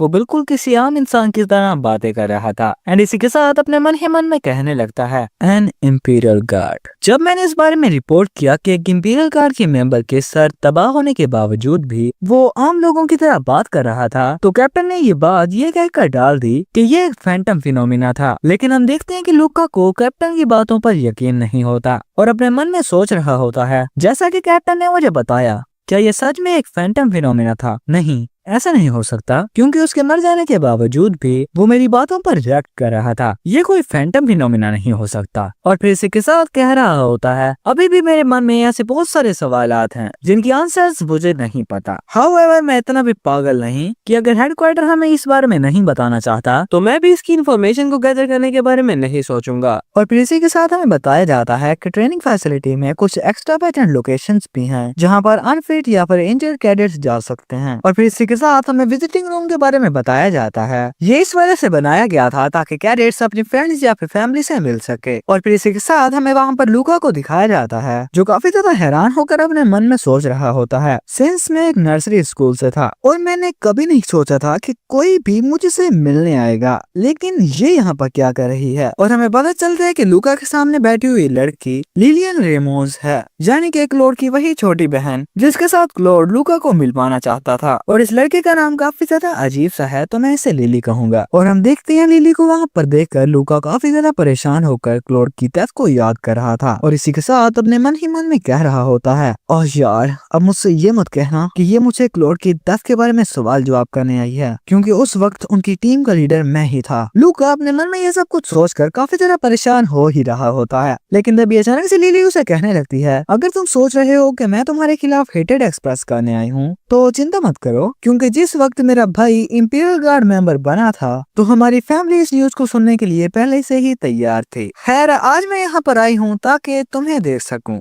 लूका, क्योंकि मेरा भाई तुम्हारे बारे में बहुत बातें करता था कि तुम दूसरे कैडेट्स के मुकाबले में एक काफी ज्यादा टैलेंटेड लीडर और एक फ्रेंड हो, और उसने मुझे कहा था कि अगर मैं तुम्हारे साथ मीटिंग में इंटरेस्टेड हूँ तो तुमसे जरूर मिलूं। लिली की इन बातों को सुनने के बाद लूका उससे कहने लगता है, मुझे यकीन है कि तुम्हें पता है कि मैं किस बैकग्राउंड से हूँ, राइट? लेकिन लिली बहुत ही ज्यादा चिल होकर चाय की चुस्कियां लगाकर कह रही थी, मैं पर्सनली इस चीज को प्रेफर करती हूँ और सिर्फ इसी वजह से हमें कुछ फॉर्मेलिटीज करनी होंगी। देन लूका उसे कहने लगता है कि इसका मतलब है कि तुम भी मुझसे मिलना चाहती थी, है ना? जिस पर अगेन लिली बोली, क्या तुम इसके खिलाफ हो? मगर लिली, मैं तुम्हारे बारे में बिल्कुल नहीं जानता, तो क्यों ना हम एक दूसरे के बारे में जानने से शुरू करें। लेकिन मैं ही क्यों? और पता नहीं क्यों, लेकिन थोड़ा सा रिलेटेबल तो है। खैर, लूका की इस बात को सुनकर, क्या ये बात ठीक नहीं है कि मेरे मरे हुए भाई ने इस बारे में बात की थी, और मानो या ना मानो तुम्हें इस वजह से काफी ज्यादा बेनिफिट्स मिलने वाले हैं। हम देखते हैं लिली की इन बातों को सुनने के बाद लूका अपने मन में सोच रहा था, हाँ, मानता हूँ कि ये एक अच्छी ऑफर है जिसे मना करने का मेरे पास कोई रीजन नहीं है कि एक मेरे जैसे किसी पर्सन को किसी ऐसी लड़की से शादी करने का मौका मिलना जिसके पास से काफी ज्यादा अच्छा बैकग्राउंड है, ये गोल्डन अपॉर्चुनिटी है। और मैंने अपनी जिंदगी में इस चीज तक पहुँचने के लिए काफी ज्यादा मेहनत की है, और अगर मैं इस तरह की किसी नोबल वुमन के साथ शादी कर लेता हूँ तो मैं अपने गोल के काफी ज्यादा करीब हो जाऊंगा, और इससे अच्छा मेरी जिंदगी में कुछ नहीं हो सकता। लेकिन इसी के साथ साथ ये चांस मुझे काफी ज्यादा आसान लग रहा है, दैट्स व्हाई मुझे काफी ज्यादा अजीब सी फीलिंग आ रही है। और हम देखते हैं कि अपने मन में ये सब कुछ सोचते सोचते लूका मना कर देता है, जिस पर लिली काफी ज्यादा हैरान हुई, क्या? लेकिन हम लूका को देखते हैं जो कि अचानक से वहाँ से उठकर जाने लगा, चलो गुड बाय। और इसी के साथ साथ हमने मन ही मन में कह रहा था, हाँ, मुझे इस बारे में सोचना होगा कि इले जो कि काफी ज्यादा अच्छे बैकग्राउंड से है, वो किसी टाइप का स्टूपिड तो नहीं होगा जो कि एम्पायर को लीव करना चाहेगा। खैर, मैंने इस बारे में नहीं सोचा कि सिर्फ फीलिंग्स की बना पर मैं एक ऐसा डम डिसीजन ले लूं, लेकिन फिर भी ये मुझे काफी ज्यादा अजीब सा लग रहा है, और मुझे यकीन है कि नोबल होने की हैसियत से लिली इस चीज को एक इंसल्ट फील करेगी, जिस चीज की वजह से मुझे काफी ज्यादा दिक्कत आ सकती है। और हम देखते हैं कि लूका अपने मन में ये सोचते सोचते आगे की तरफ बढ़ ही रहा होता है, लेकिन तभी अचानक से किसी ने उसका हाथ पकड़ लिया, और हम देखते हैं कि लूका का हाथ पकड़ने वाली लिली ही होती है। और लिली के इस रिएक्शन को देखकर लूका भी काफी ज्यादा हैरान हो जाता है। लेकिन इसी के साथ हम लिली को देखते हैं जो कि काफी ज्यादा शर्माते हुए लूका का हाथ पकड़े खड़ी उसे कह रही होती है, लूका, मुझे पता है कि ये काफी ज्यादा अजीब है, लेकिन हम दोस्त बनकर स्टार्ट कर सकते हैं। और लिली के इस रिएक्शन की वजह से लूका काफी ज्यादा हैरान होता है, लेकिन इसी के साथ उसे कह रहा था, लेकिन मेरा तुम्हारी रिक्वेस्ट को रिफ्यूज करने का मतलब ये नहीं था। लेकिन हम देखते हैं कि लिली लूका की बात को सुनने बगैर ही काफी तेजी से वहाँ से भागते हुए कह रही थी, मैं वापस जरूर आऊंगी, तो उस वक्त मिलते हैं। और पीछे की तरफ अपने हाथ को घूरता हुआ लूका काफी ज्यादा नर्वस नजर आ रहा था, और फिर लिली को वहाँ से जाते हुए देखकर कहने लगता है, मुझे लगता है कि शायद ये एक अच्छी लड़की है। देख रहे हो यार, सभी को बंदी मिल रही है, बस मैं ही रह गया। और इसी के साथ हमारा सीन शिफ्ट होता है क्रिशिया फिजिकल ट्रेनिंग रूम की तरफ, जहाँ पर हम लूका और एक न्यू कैरेक्टर को एक दूसरे के सामने देखते हैं। और वो न्यू कैरेक्टर जिसका नाम हिनवान है, जो कि एक Christian imperial guard fighting instructor है, वो लूका को वहाँ पर देखकर हंसते हुए कह रहा था, मैंने कभी नहीं सोचा था कि तुम यहाँ पर आओगे। तो लूका बोला, वेल, मैं यहाँ पर हूँ ताकि आपसे कुछ सीख सकूं इंस्ट्रक्टर। एंड लूका की इस बात को सुनकर इंस्ट्रक्टर हिनवान कहने लगते हैं, अगर ये फाइटिंग के बारे में है तो मुझे नहीं लगता कि तुम्हें कुछ और भी सिखाया जा सकता है, क्योंकि लूका, तुम फाइटिंग में काफी ज्यादा स्किल्ड हो। नो मैटर कि मैं जितने भी कैडेट्स के के बारे में याद करूं, सिर्फ कुछ ही ऐसे चंद लोग होंगे जो कि तुम्हें सरपास कर सकते होंगे। जिस पर लूका भी अपने मन में ये सोचते हुए, तो इसका मतलब है कि अभी भी मुझसे स्ट्रॉन्गर लोग हैं। एंड अपने मन में ये सोचते ही लूका कहने लगता है, सिर्फ कैडेट्स के दरमियान सबसे ज्यादा बेस्ट होने में मैं सेटिस्फाइड नहीं हूँ। लूका के अंदर इस स्पिरिट को देखकर इंस्ट्रक्टर कीनवान भी कहने लगते हैं, लूका अपने आप को इतना ज्यादा पुश करने की जरूरत नहीं है। और सॉरी गाइस, मैंने थोड़ी देर पहले इसे हीनवान कह दिया था, लेकिन इसका नाम कीनवान है। और फिर इसी के साथ हमें इंस्ट्रक्टर कीनवान के बारे में बताया जाता है। कैडेट्स का फाइटिंग इंस्ट्रक्टर कीनवान, ऑल्थो ये काफी ज्यादा स्ट्रॉन्ग है, लेकिन इनकी पर्सनैलिटी दूसरे इंस्ट्रक्टर की तरह डोमिनेटिंग नहीं है, क्योंकि दूसरे इंस्ट्रक्टर्स और गार्ड्स के मुख्तलिफ ये लो पावर रखने वाले बॉडी पार्ट्स इस्तेमाल करते हैं। और इसी के साथ लूका भी अपने मन में कह रहा होता है, इन न्यू बॉडी पार्ट्स की वजह से मैं पहले से 10 टाइम स्ट्रॉन्ग हो चुका हूँ। और सिर्फ एक ही ऐसी चीज है जिसमें मैं डिसएडवांटेज में हूँ, वो ये कि मेरे पास एक फुल बॉडी ऑगमेंटेशन नहीं है। और अगर मैं इस तरह के किसी पर्सन के खिलाफ भी नहीं जीत पाता, तो मैं उस कोरन प्लाटीन जैसे स्ट्रॉन्ग ओपोनेंट के सामने कैसे टिक पाऊंगा। अपने मन में ये सब कुछ सोचते सोचते लूका वार्म अप कर रहा होता है। और फिर इंस्ट्रक्टर कीनवान का इस अपॉर्चुनिटी के लिए शुक्रिया अदा किया, जिस पर इंस्ट्रक्टर भी उसे कह रहे थे, वेल तुमने मेरे लिए कोई चॉइस छोड़ी ही नहीं। लेकिन तभी हम देखते हैं कि अचानक से काफी ज्यादा तेजी से लूका इंस्ट्रक्टर के सामने आ गया और अपना पाई थ्रो करते हुए कह रहा होता है, इसे झेलो पहले। लेकिन हम देखते हैं कि इंस्ट्रक्टर कीनवान ने काफी ज्यादा आसानी और सफाई से लूका के उस अटैक को ब्लॉक किया। और लूका को यूं अटैक करता हुआ देखकर इंस्ट्रक्टर कीनवान भी उसे कह रहे थे, क्या तुम अपने न्यू बॉडी पार्ट्स को टच करना चाहते हो? लेकिन इंस्ट्रक्टर कीनवान की बात का जवाब ना देते हुए लूका अपने मन में सोच रहा था, ये यकीनन एक रिटायर्ड इंपीरियल गार्ड हैं, लेकिन इस तरह के अटैक को ब्लॉक करते वक्त इनके चेहरे पर एक भी शिकन नहीं आई थी। और हम देखते हैं कि लूका इंस्ट्रक्टर कीनवान पर काफी ज्यादा मुक्के बरसा रहा होता है, जिसके हर अटैक को इंस्ट्रक्टर कीनवान काफी ज्यादा आसानी से ब्लॉक कर रहे होते हैं। और फाइट के दरमियान ही लूका अपने मन में सोचने लगा, मैं एक ही जंप में अपना डिस्टेंस कवर करके इन पर अपनी पूरी जान लगाकर अटैक करूंगा और इस फाइट को ओवर कर दूंगा। और अपने मन में ये सोचते हुए वो इस चीज को एग्जीक्यूट भी कर देता है। लेकिन तभी हमें इंस्ट्रक्टर कीनवान को दिखाया जाता है, जहां अब की बार हमें उनकी ब्लॉकिंग स्टाइल को काफी ज्यादा स्लोमो में दिखाया जाता है, जहां पर वो लूका के हाथ पर हाथ रखते हैं और काफी ज्यादा आसानी से उसके हाथ को ट्विस्ट कर देते हैं। लेकिन इसी के साथ हम देखते हैं कि लूका अपने दूसरे हाथ का इस्तेमाल करते हुए इंस्ट्रक्टर कीनवान की तरफ अपना पंच बढ़ाते हुए अपने मन ही मन में कह रहा था, ये मेरी जीत है। लेकिन तभी हम देखते हैं कि इंस्ट्रक्टर कीनवान की आंखों में एक अजीब सी पावर जागी और अगले ही सीन में हम देखते हैं कि लूका हवा में होता है और अपने आप को हवा में उल्टा देखकर वो भी काफी ही ज्यादा हैरान हो जाता है, क्या मैं हवा में क्या कर रहा हूँ? लेकिन फिर अपने आप को संभालते हुए पीछे की तरफ लैंड कर गया। मतलब कि अभी क्या हुआ, यानी कि लिटरली उसके रिएक्शन इस तरह के होते हैं। और जमीन पर लैंड करने के बाद इंस्टेंटली मूव करते हुए इंस्ट्रक्टर कीनवान के चेहरे पर एक किक लैंड करने की कोशिश की। लेकिन हम देखते हैं कि इससे पहले कि लूका की किक इंस्ट्रक्टर कीनवान को हिट कर पाती,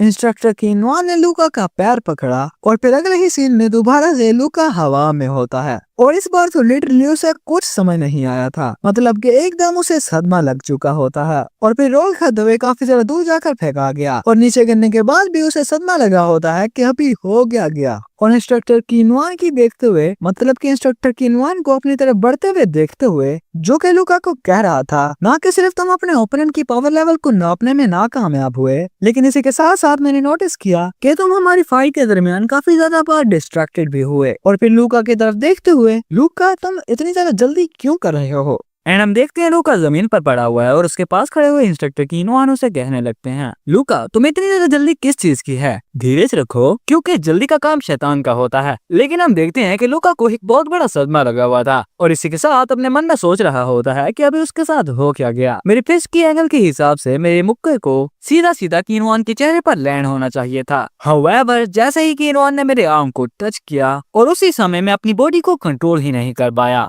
नहीं, ऐसी बात नहीं है, बल्कि जो काइनेटिक एनर्जी मैंने उसकी तरफ सेंड की थी वही दोबारा से मेरी बॉडी में आ गई, जिसकी ही वजह से मेरी बॉडी को एक बहुत बड़ा झटका लगा और कुछ वक्त के लिए मेरी बॉडी से मेरा कंट्रोल हट गया। अपने मन में ये सब कुछ सोचते ही लूका कीनवान से पूछने लगता है, अभी थोड़ी देर पहले क्या हुआ? तो इंस्ट्रक्टर कीनवान उसे बताता है कि ये सिर्फ मेरे एक सेल्फ डिफेंस मेथड था। इंस्ट्रक्टर की इस बात को सुनकर लूका अपनी आंखों में जोश पड़े हुए खड़ा होते हुए कह रहा होता है, क्या मैं इस मेथड को सीख सकता हूँ? जिस पर हम देखते हैं कि इंस्ट्रक्टर कीनवान अपने कामते हुए हाथ को दिखाते हुए लूका को कह रहे थे, इवन मुझे इस तरह से देखते हुए भी। और इसी के साथ हमें उनकी नाक से खून टपकते हुए दिखाया जाता है। पर इंस्ट्रक्टर कीनवान उसे बता रहे थे, हर शॉर्टकट का कोई ना कोई साइड इफेक्ट होता है एंड नेक्स्ट सीन में हमें उन दोनों को एक दूसरे के सामने बैठा हुआ दिखाया जाता है एंड हम देखते हैं कि इंस्ट्रक्टर कीनवान लूका से सवाल करते हुए पूछते हैं, लूका तुमने थोड़ी देर पहले वाले बैटल से क्या सीखा? देन लूका इंस्ट्रक्टर के सवाल का जवाब देते हुए कहने लगता है, मुझे ऐसा लगा कि मेरी बॉडी का कंट्रोल मुझसे छीन लिया गया है और मेरी बॉडी अपने आप ही मूव करने लगी। लूका के इस बात को सुनकर इंस्ट्रक्टर कीनवान एक अजीब सा नाम लेते हुए कहते हैं, आर्काइव्स विक्टिमा। तो गाइस मुझे इस चीज का नाम लेना नहीं आता, तो अगर गलती हो जाए तो माफी। खैर हम देखते हैं कि इंस्ट्रक्टर कीनवान कह रहे होते हैं, इस चीज को टिपिकली आर्काइव्स कॉम्बैट मेथड कहा जाता है, जिस पर लूका भी थोड़ा सा हैरान होकर कहने लगता है, लेकिन ऐसे नाम तो थग्स यूज करते हैं, लेकिन जो तुमने मुझे अभी दिखाया वो काफी ज्यादा इंप्रेसिव था। जिस चीज को अगर मिलिट्री स्टैंडर्ड्स में यूज किया जाएगा तो हमें काफी ज्यादा फायदा हो सकता है। लूका के इस बात को सुनकर इंस्ट्रक्टर कीनवान से कह रहे थे, इन लोगों ने भी इस बारे में सोचा था, लेकिन आर्काइव्स विक्टिमा में 3 बड़ी प्रॉब्लम्स हैं। इंस्ट्रक्टर कीनवान अपनी बात कर ही रहे होते हैं, लेकिन तभी लूका कहने लगता है कि इसे सीखना काफी ज्यादा हार्ड है, जिस पर इंस्ट्रक्टर बोला, आई सी, तुम उसी तरह स्मार्ट हो जिस तरह मुझे बताया गया था लूका। और इसी के साथ लूका से सवाल करते हुए पूछते हैं, तो दूसरी क्या होंगी? ब्रेन प्रॉब्लम्स, जो कि तुम भी एक्सपीरियंस कर रहे हो, वो इस मेथड का साइड इफेक्ट है ना? लूका के इस बात को सुनकर इंस्ट्रक्टर कीनवान आगे कहने लगते हैं, करेक्ट, लेकिन लास्ट रीजन के बारे में तुम्हें पता नहीं होगा। मगर हम देखते हैं कि लूका इंस्ट्रक्टर को कह रहा होता है, अगर मैं इस मेथड की वजह से स्ट्रॉन्ग हो सकता हूँ तो मैं इस रिस्क को लेने के लिए तैयार हूँ। लूका की इस बात को सुनकर इंस्ट्रक्टर कीनवान खड़े होते हुए उसे कह रहे होते हैं, ना ना ना ना ना, ये कोई ऐसी चीज नहीं है जिसके बारे में तुम डिसाइड कर सकते हो, क्योंकि तुम ऑलरेडी एम्पायर के एक सोल्जर हो। और क्या तुम्हें अंदाजा भी है कि तुम्हारे ऊपर कितना ज्यादा पैसा खर्च किया गया है? और इससे पहले कि लूका को शय आता फिर से इंस्ट्रक्टर कीनवान कहने लगते हैं, तो फिर मुझे जवाब दो, आर्काइव्स कॉम्बैट मेथड को सीखने से इवेंचुअली तुम्हारे ब्रेन्स में प्रॉब्लम आएंगी, तो क्या तुम मुझसे वादा करते हो कि तुम बाद में इसे यूज करना रोक दोगे? और हम देखते हैं इंस्ट्रक्टर कीनवान की इस बात को सुनकर लूका काफी ज्यादा हैरान हो जाता है और इसी के साथ अपने मन ही मन में कह रहा होता है, मुझे पता है अगर मैं झूठ भी बोलूंगा तो ये मुझे आसानी से पकड़ लेगा। अपने मन में ये सोचते सोचते अचानक से इंस्ट्रक्टर कीनवान को कहने लगता है, मैं वादा तो नहीं करता, लेकिन मैं अपनी पूरी कोशिश करूंगा कि मैं इसे यूज ना करूं। और लूका का सिर्फ ये कहना ही होता है और इंस्ट्रक्टर कीनवान के चेहरे पर एक स्माइल आ जाती है और फिर लूका के कंधे पर हाथ रखा और फिर मुस्कुराते हुए उससे कहने लगते हैं, मुझे तुम्हारी ऑनेस्टी पसंद आई। लेकिन फिर अगले ही सीन में हमने देखा कि इंस्ट्रक्टर कीनवान ने अपने आर्काइव्स मेथड का इस्तेमाल करते हुए दोबारा से लूका को घुमा दिया और इस बार भी लूका को कुछ समय नहीं आई थी और फिर से जमीन पर उल्टा पड़ा होता है। लेकिन इसी के साथ हम इंस्ट्रक्टर कीनवान को देखते हैं जो कि वहां से जाते हुए कह रहे थे, तो अब से हर बार तुम्हें मेरे अटैक से बचना होगा, क्योंकि मैं कभी भी तुम पर अटैक कर सकता हूँ। सो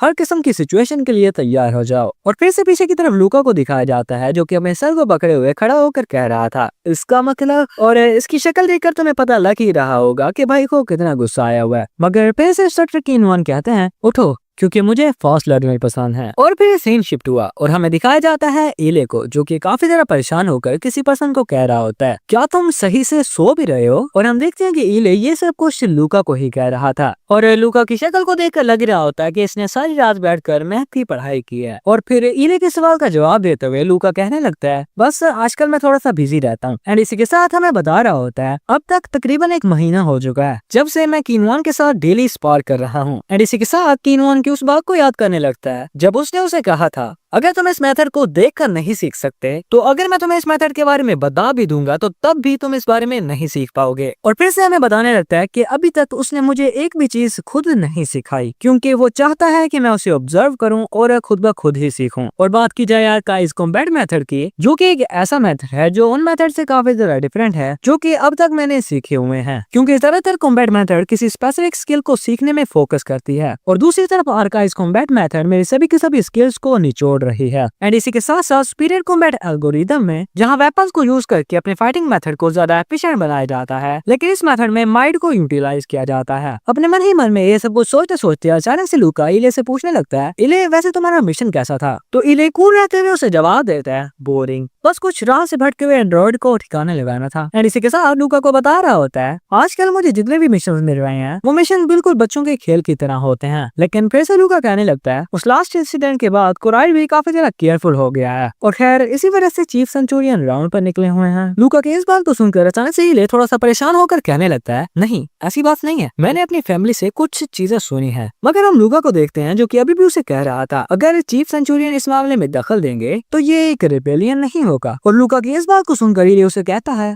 हाँ, एंड इस बात का सुनना ही था और लूका काफी ज्यादा गुस्सा हो गया। मगर हम इली को देखते हैं जो कि काफी ज्यादा परेशान होकर कह रहा था, मेरे पास भी कुछ ज्यादा डिटेल्स तो नहीं है, लेकिन कुछ लोगों ने रिबेलियन तो किया है। और वीडियो में आगे बढ़ने से पहले मैं तुम्हें बताता हूँ कि रिबेलियन क्या होता है। मतलब कि एक किस्म का अपने ही देश को धोखा देना। और ये चीज मैंने इसलिए बताई है क्योंकि ज्यादातर मेरी एक्सप्लेनेशन सुनने वाले मेरी तरह नल्ले ही हैं। और हम देखते हैं जहाँ लूका पहले तो काफी ज्यादा शांत होकर उसकी बातें सुन रहा था और अचानक से गुस्सा होते थे कहने लगता है, हम ऑलरेडी कोराइट अलायंस के साथ एक जंग में हैं और अब कुछ इडियट्स एक सिविल वॉर शुरू करना चाह रहे हैं। How stupid. मगर इससे आगे जो इले कहता है उसे सुनकर लूका काफी ही ज्यादा भड़क जाता है। हम देखते हैं इले उसे कह रहा था, अगर तुम इन प्रॉब्लम्स को स्टूपिडिटी कहना चाहते हो तो मैं सिर्फ यही कहना चाहता हूँ कि तुम अंदर से गले हुए हो। और ऑब्वियसली इले का लूका को ये कहना ही था और लूका जो कि अपने एम्पायर के लिए कुछ भी कर सकता है वो काफी तरह गुस्सा हो जाता है और अपनी एल्बो का इस्तेमाल करते हुए इले को दीवार में भिड़ा दिया और उस पर हमला करने के लिए तैयार तो होता है लेकिन हमला नहीं करता और काफी ज्यादा गुस्सा होकर उसे धमकी देते हुए कह रहा था, इले मैंने तुम्हें पहले भी वार्न किया था, मैं इस बात को नजरअंदाज कर सकता हूँ कि तुम एम्पायर को लीव करना चाहते हो, लेकिन अगर तुम एम्पायर का एक एनिमी बनना चाहते हो तो फिर मैं तुम्हें जाने नहीं दूंगा। और हम देखते हैं कि इस वक्त इले की हालत काफी ज्यादा खराब हो चुकी होती है, यानी कि काफी ज्यादा डरा हुआ होता है और उसके पसीने छूट रहे होते हैं। बट इसी के साथ साथ उसे कह रहा था, एक इंपीरियल गार्ड के लिए मैंने भी एप्टीट्यूड टेस्ट पास किया था, मैं बस सोच रहा था कि एम्पायर के लिए उसकी कौम भी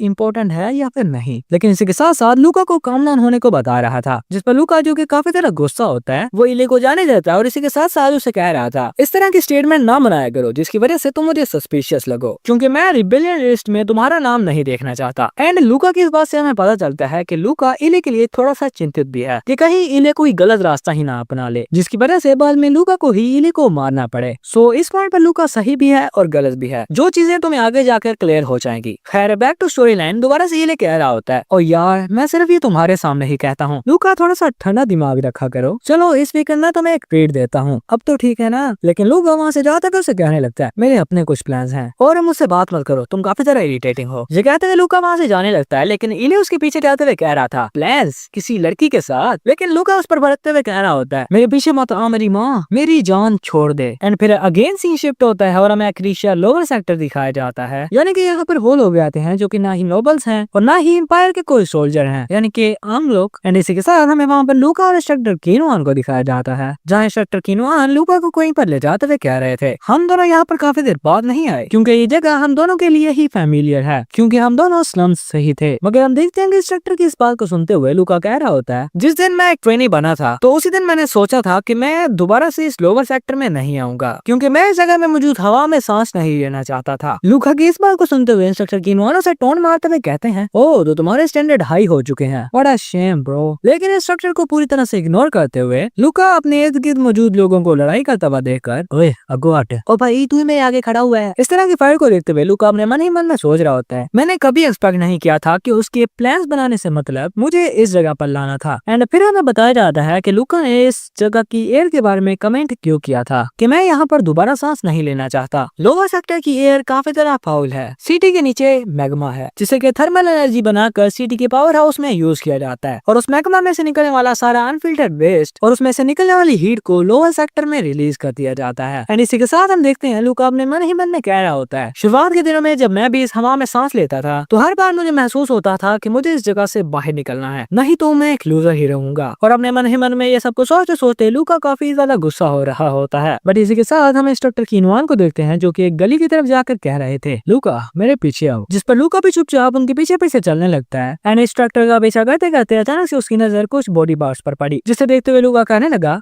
क्या ये ब्लैक मार्केट है? तो इंस्ट्रक्टर उसे बताता है, क्या तुम यहाँ पर पहली बार आए हो? जिस पर लूका उसे कहने लगता है, नहीं, लेकिन मैंने सुना है कि कुछ बच्चे यहाँ पर आते हैं लेकिन वापस नहीं जा पाते। एंड इसी के साथ अपने मन ही मन में सोच रहा होता है, जब लोअर सेक्टर की बात की जाए तो इंस्ट्रक्टर कीनुआन काफी ज्यादा नॉलेजेबल है, कोई ऐसा पर्सन जो कि सालों से इंपीरियल गार्ड है उसे इस बारे में मुझसे ज्यादा पता है। ये चीज काफी ज्यादा इंटरेस्टेड और अजीब है। और फिर अपनी बॉडी पार्ट्स की तरफ देखते हुए इंस्ट्रक्टर ने मुझे ऑर्डर किया था कि इस ट्रिप के दौरान लो एनर्जी आउटपुट रखने वाले आर्म्स और लेग्स को इस्तेमाल करूं। लेकिन ये करना क्या चाहता है? लूका अपने मन ही मन में ऐसा कुछ सोच रहा होता है, लेकिन तभी अचानक से इंस्ट्रक्टर किनवान से कहने लगे, लूका तैयार हो जाओ। और हम देखते हैं कि लूका और इंस्ट्रक्टर किनवान किसी बिल्डिंग की तरफ बढ़ रहे थे, जिस बिल्डिंग के बाहर के गार्ड उन्हें रोकते हुए और अपनी गन्स को दिखाते हुए कहने लगते हैं, रुको, तुम यहाँ से अंदर नहीं जा सकते क्योंकि स्पेक्टेटर की एंट्रेंस दूसरी तरफ है। मगर इंस्ट्रक्टर किनवान उसे कह रहे होते हैं, मुझे इस एस्टेब्लिशमेंट के सुपरवाइजर से बात करनी है। और उन गार्ड्स के पूछने पर, क्या तुम हमारे बॉस एल्फ को जानते हो? सो इंस्ट्रक्टर किनवान एक प्यारी सी स्माइल देते हुए उसे कहता है, नहीं, बिल्कुल भी नहीं, बस मैं उससे बात करना चाहता हूँ। और ऑब्वियसली इंस्ट्रक्टर किनवान की इस बात ने उन गार्ड्स को गुस्सा दिला दिया, क्योंकि तुम उस बंदे को जानते भी नहीं और उससे मिलना चाहते हो, और सामने वाले बंदे को पहले इस तरह कहते हो कि वो तुम्हारा चड्डी बढ़िया है, और बाद में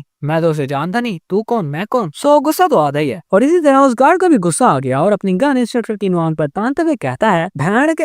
और इससे पहले कि उन्हें शूट कर पाता, लूका काफी तरह तेजी से एक्शन लेते हुए उस गार्ड को दबोच लेता है, जिसे देखकर उसका दूसरा साथी भी हरकत करने वाला ही होता है। लेकिन हम देखते हैं कि लूका ने उसे जकड़ने के साथ साथ उसी गार्ड की गन को दूसरे की तरफ तानते हुए कह रहा था, हिलना मत, नहीं तो ऊपर पहुंचेगा। जिस पर वो गार्ड भी काफी तरह डर गया और हैंड्स अप करके खड़ा हो जाता है, जिसे देखते हुए इंस्ट्रक्टर किनवान हंसते हुए कहने लगते हैं, ये बात तुम सिचुएशन को भांपने में काफी तरह अच्छे हो, चलो अब जल्दी से अपने बॉस एल्फ के पास ले जाओ। और उन दोनों को फटी पुरानी हालत में वहाँ से भेजने के बाद लूका इंस्ट्रक्टर को कह रहा था, अगर मैं इतना ज्यादा फास्ट न होता तो उस वक्त तुम क्या करते? तो इंस्ट्रक्टर बोला, वेल तो मैं कोई और रास्ता ढूंढ लेता। लेकिन फिर अचानक से लूका के पूछने पर, एनीवे ये जगह कौन सी है? तो इंस्ट्रक्टर का जवाब होता है, एम्पायर की सबसे ज्यादा हॉटेस्ट प्लेस। जिस पर लूका भी काफी तरह हैरान हुआ, लेकिन इंस्ट्रक्टर लूका को बता रहा था, यानी कि ये है कोलोसम। और फिर सीन शिफ्ट होता है और हमें उस कोलोसम के वीआईपी रूम की तरफ लाया जाता है, जहां हम इंस्ट्रक्टर और लूका को देखते हैं, जिसके सामने ही एल्फ अपने कुछ चमचों के साथ बैठा हुआ था। और हम देखते हैं कि एल्फ और उसके चमचे काफी तरह गंदी शक्ल बनाकर इंस्ट्रक्टर और लूका को देख रहे होते हैं। और फिर अचानक से चुप्पी तोड़ते हुए इंस्ट्रक्टर किनवान भी कहने लगते हैं, इस लड़के का मैच करवाओ, और अगर ये मर भी गया तो फिर में मुझे कुछ नहीं चाहिए। इंस्ट्रक्टर की इस बात को सुनकर लूका काफी ज्यादा हैरान होकर अपने मन में सोचने लगता है, सो इसी वजह से इसने मुझे कहा था कि लो आउटपुट एनर्जी रखने वाली बॉडी को इस्तेमाल करूं। लेकिन सामने की तरफ बैठे हुए हम एल्फ को देखते हैं, जिसे कि अचानक से कीड़ा उड़ता है और अपनी सिगरेट पीते पीते अचानक से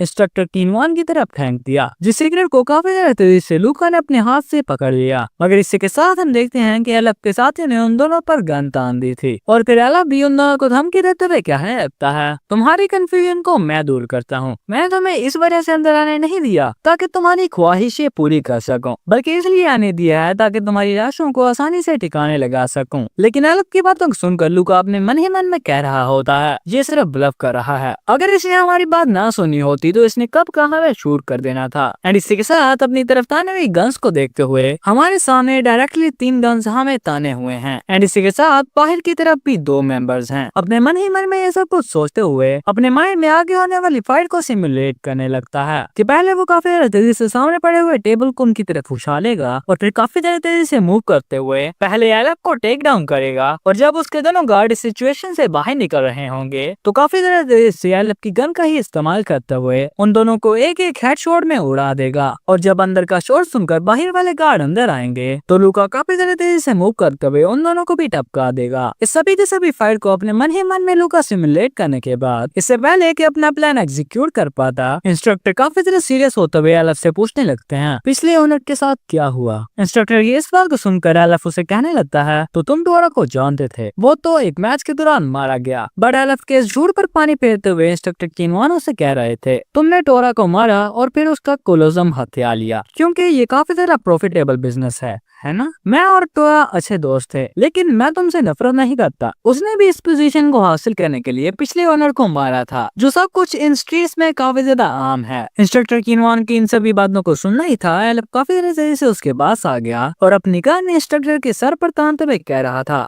तुझे इन सभी चीजों के बारे में किस तरह पता है? लेकिन इंस्ट्रक्टर किनवान का अपना प्रेशर रिलीज करते हुए ये कहना ही था, मैं अभी तक काम डाउन हूँ, अगर तुम तोरों की तरह मरना नहीं चाहते तो पीछे हट जाओ। और इंस्ट्रक्टर किनवान का ये कहना ही था, एल्फ काफी ही ज्यादा डर जाता है और फिर दोबारा से अपनी सीट पर बैठते हुए और अपने साथियों को अपनी अपनी गन्स रखने को बताकर काफी ज्यादा फ्रस्ट्रेट होकर कह रहा था, शिट, ये मैं कहाँ फंस गया। और फिर थोड़ा सा काम डाउन होकर और फिर अपनी मैकेनिकल ग्लासेस को ऑन करते हुए लूका की तरफ देखकर कहने लगता है, तो जो चीज मुझे करनी है वो है इस बच्चे को मैच के अंदर डालना, राइट? लेकिन जैसे ही वो मैकेनिकल आई लूका को स्कैन कर रही होती है, तो क्योंकि लूका लो एनर्जी रखने बनने वाले बॉडी पार्ट्स इस्तेमाल कर रहा था तो वो मैकेनिकल आई भी लूका को काफी ज्यादा कमजोर शो करती है, जिस पर एलेफ भी अपने मन में सोचने लगता है इसके आर्म्स और लेग कॉम्बैट के लिए तो नहीं बने एंड इसी के साथ इसकी बॉडी काफी ज्यादा ऑर्गेनिक है, ये तो कुछ ही सेकंड्स में मारा जाएगा। अपने मन में ये सोचते हुए एलेफ इंस्ट्रक्टर कीनवान को कहने लगता है वेल मैं इसे एक मैच में डाल तो दूंगा,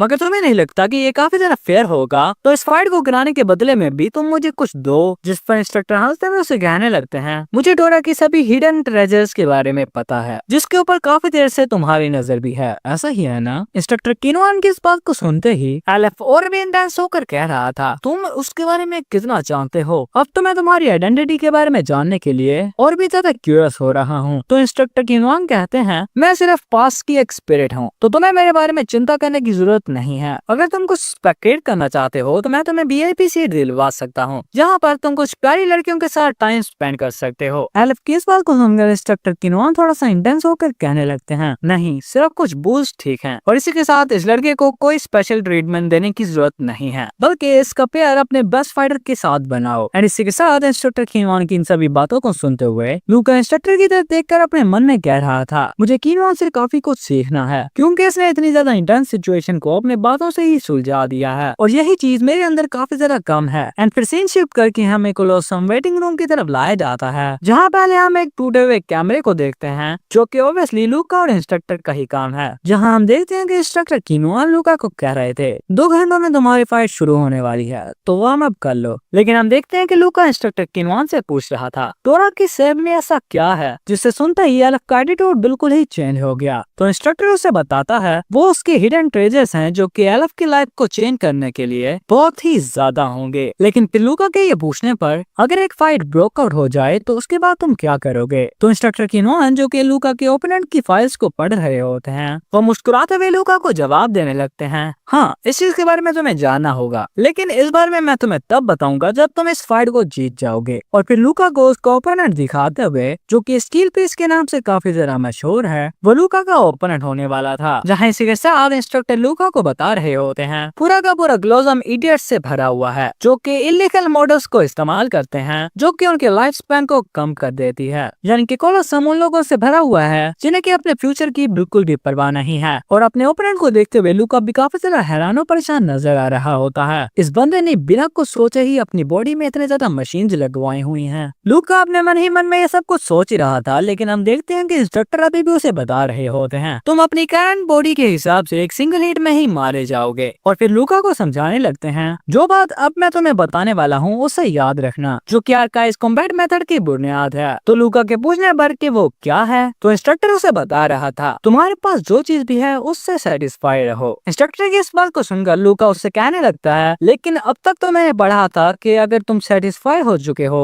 तो उस वक्त तुम हारने वाले हो। जिस पर इंस्ट्रक्टर ने उससे काफी ज्यादा अच्छी एग्जांपल दी वाटर कभी खत्म नहीं होता, वो सिर्फ अपनी फॉर्म को चेंज करता है। और फिर लूका की उस फाइट को याद दिलाते हुए जहाँ उसने बिना किसी बैलिस्टिक प्रेडिक्टर के अपने ओपोनेंट्स की सभी बुलेट्स को रिफ्लेक्ट किया था। लूका तुम्हारे अंदर सच में काफी ज्यादा अच्छा पोटेंशियल है, क्योंकि मैं तुम्हें उस वक्त से देख रहा हूँ जब तुमने अपने ओपोनेंट्स की इतनी ज्यादा बुलेट्स को रिफ्लेक्ट किया था। और उस वक्त मैं और भी ज्यादा हैरान हुआ था जब तुमने मेरे पास आकर मुझे कहा कि तुम्हें सिखाओ, और इस जैसे टैलेंट के साथ तुम एक राइट पर्सन के पास आए थे। अपनी इतनी ज्यादा तारीफ सुनते हुए लूका खुश होने के बजाय इंस्ट्रक्टर कीनवान को कह रहा होता है तुम मेरी कुछ ज्यादा ही तारीफ कर रहे हो। लेकिन इंस्ट्रक्टर उसके कंधे पर हाथ रखते हुए कहने लगते हैं ऑफ कोर्स ये हमारी लास्ट मुलाकात नहीं होगी। जिस पर लूका ने भी एक जबरदस्ती की स्माइल दी। और फिर नेक्स्ट सीन में हमें कोलोसा में रीना दिखाया जाता है, जहाँ रीना की तरफ बढ़ते हुए लूका को देखकर वहाँ पर मौजूद ऑडियंस उसे गालियां देने के साथ साथ उस पर कचरा भी फेंक रहे होते हैं। जहाँ उन सभी लोगों की बकवास को इग्नोर करते हुए लूका अपने मन ही मन में कह रहा होता है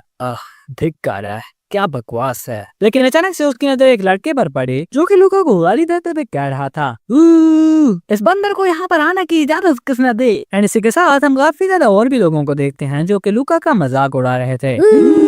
देखो देखो मरने आ गया, और हम देखते हैं कि उन सभी लोगों की बातों को सुनते हुए लूका भी अपने मन ही मन में कह रहा होता है ह्यूमंस की डार्क डिजायर कि वो दूसरों का खून बहते हुए देखें, और इसी टाइप की डिजायर पूरे के पूरे कोलोसम में फैली हुई है। और ये सभी के सभी लोग यही चाहते हैं कि मेरे हाथ पांव टूट जाएं और मेरा सर कुचला जाए, जो कि बुरा तो नहीं है, इनफैक्ट ये अच्छी बात है, क्योंकि इन सभी लोगों की बातें सुन सुनकर मुझे लग रहा है कि मैं अपने घर वापस आ चुका हूँ और मैं तुम जैसे बास्टर्स की बातों का बुरा नहीं मानता। तो क्या लूका लो एनर्जी आउटपुट रखने वाली बॉडी का इस्तेमाल करते हुए इस फाइट को जीत जाएगा या फिर बेरहमी से किसी न किसी के हाथों से मारा जाएगा? ये सब कुछ देखेंगे हम नेक्स्ट पार्ट के अंदर। एंड इसी के साथ मेरे चैनल पर मौजूद दूसरी वीडियोस भी नजर आ रही होंगी, सो एंजॉय इट। बाकी मिलते हैं अगली वीडियो में, तब तक के लिए tata bye bye, take care.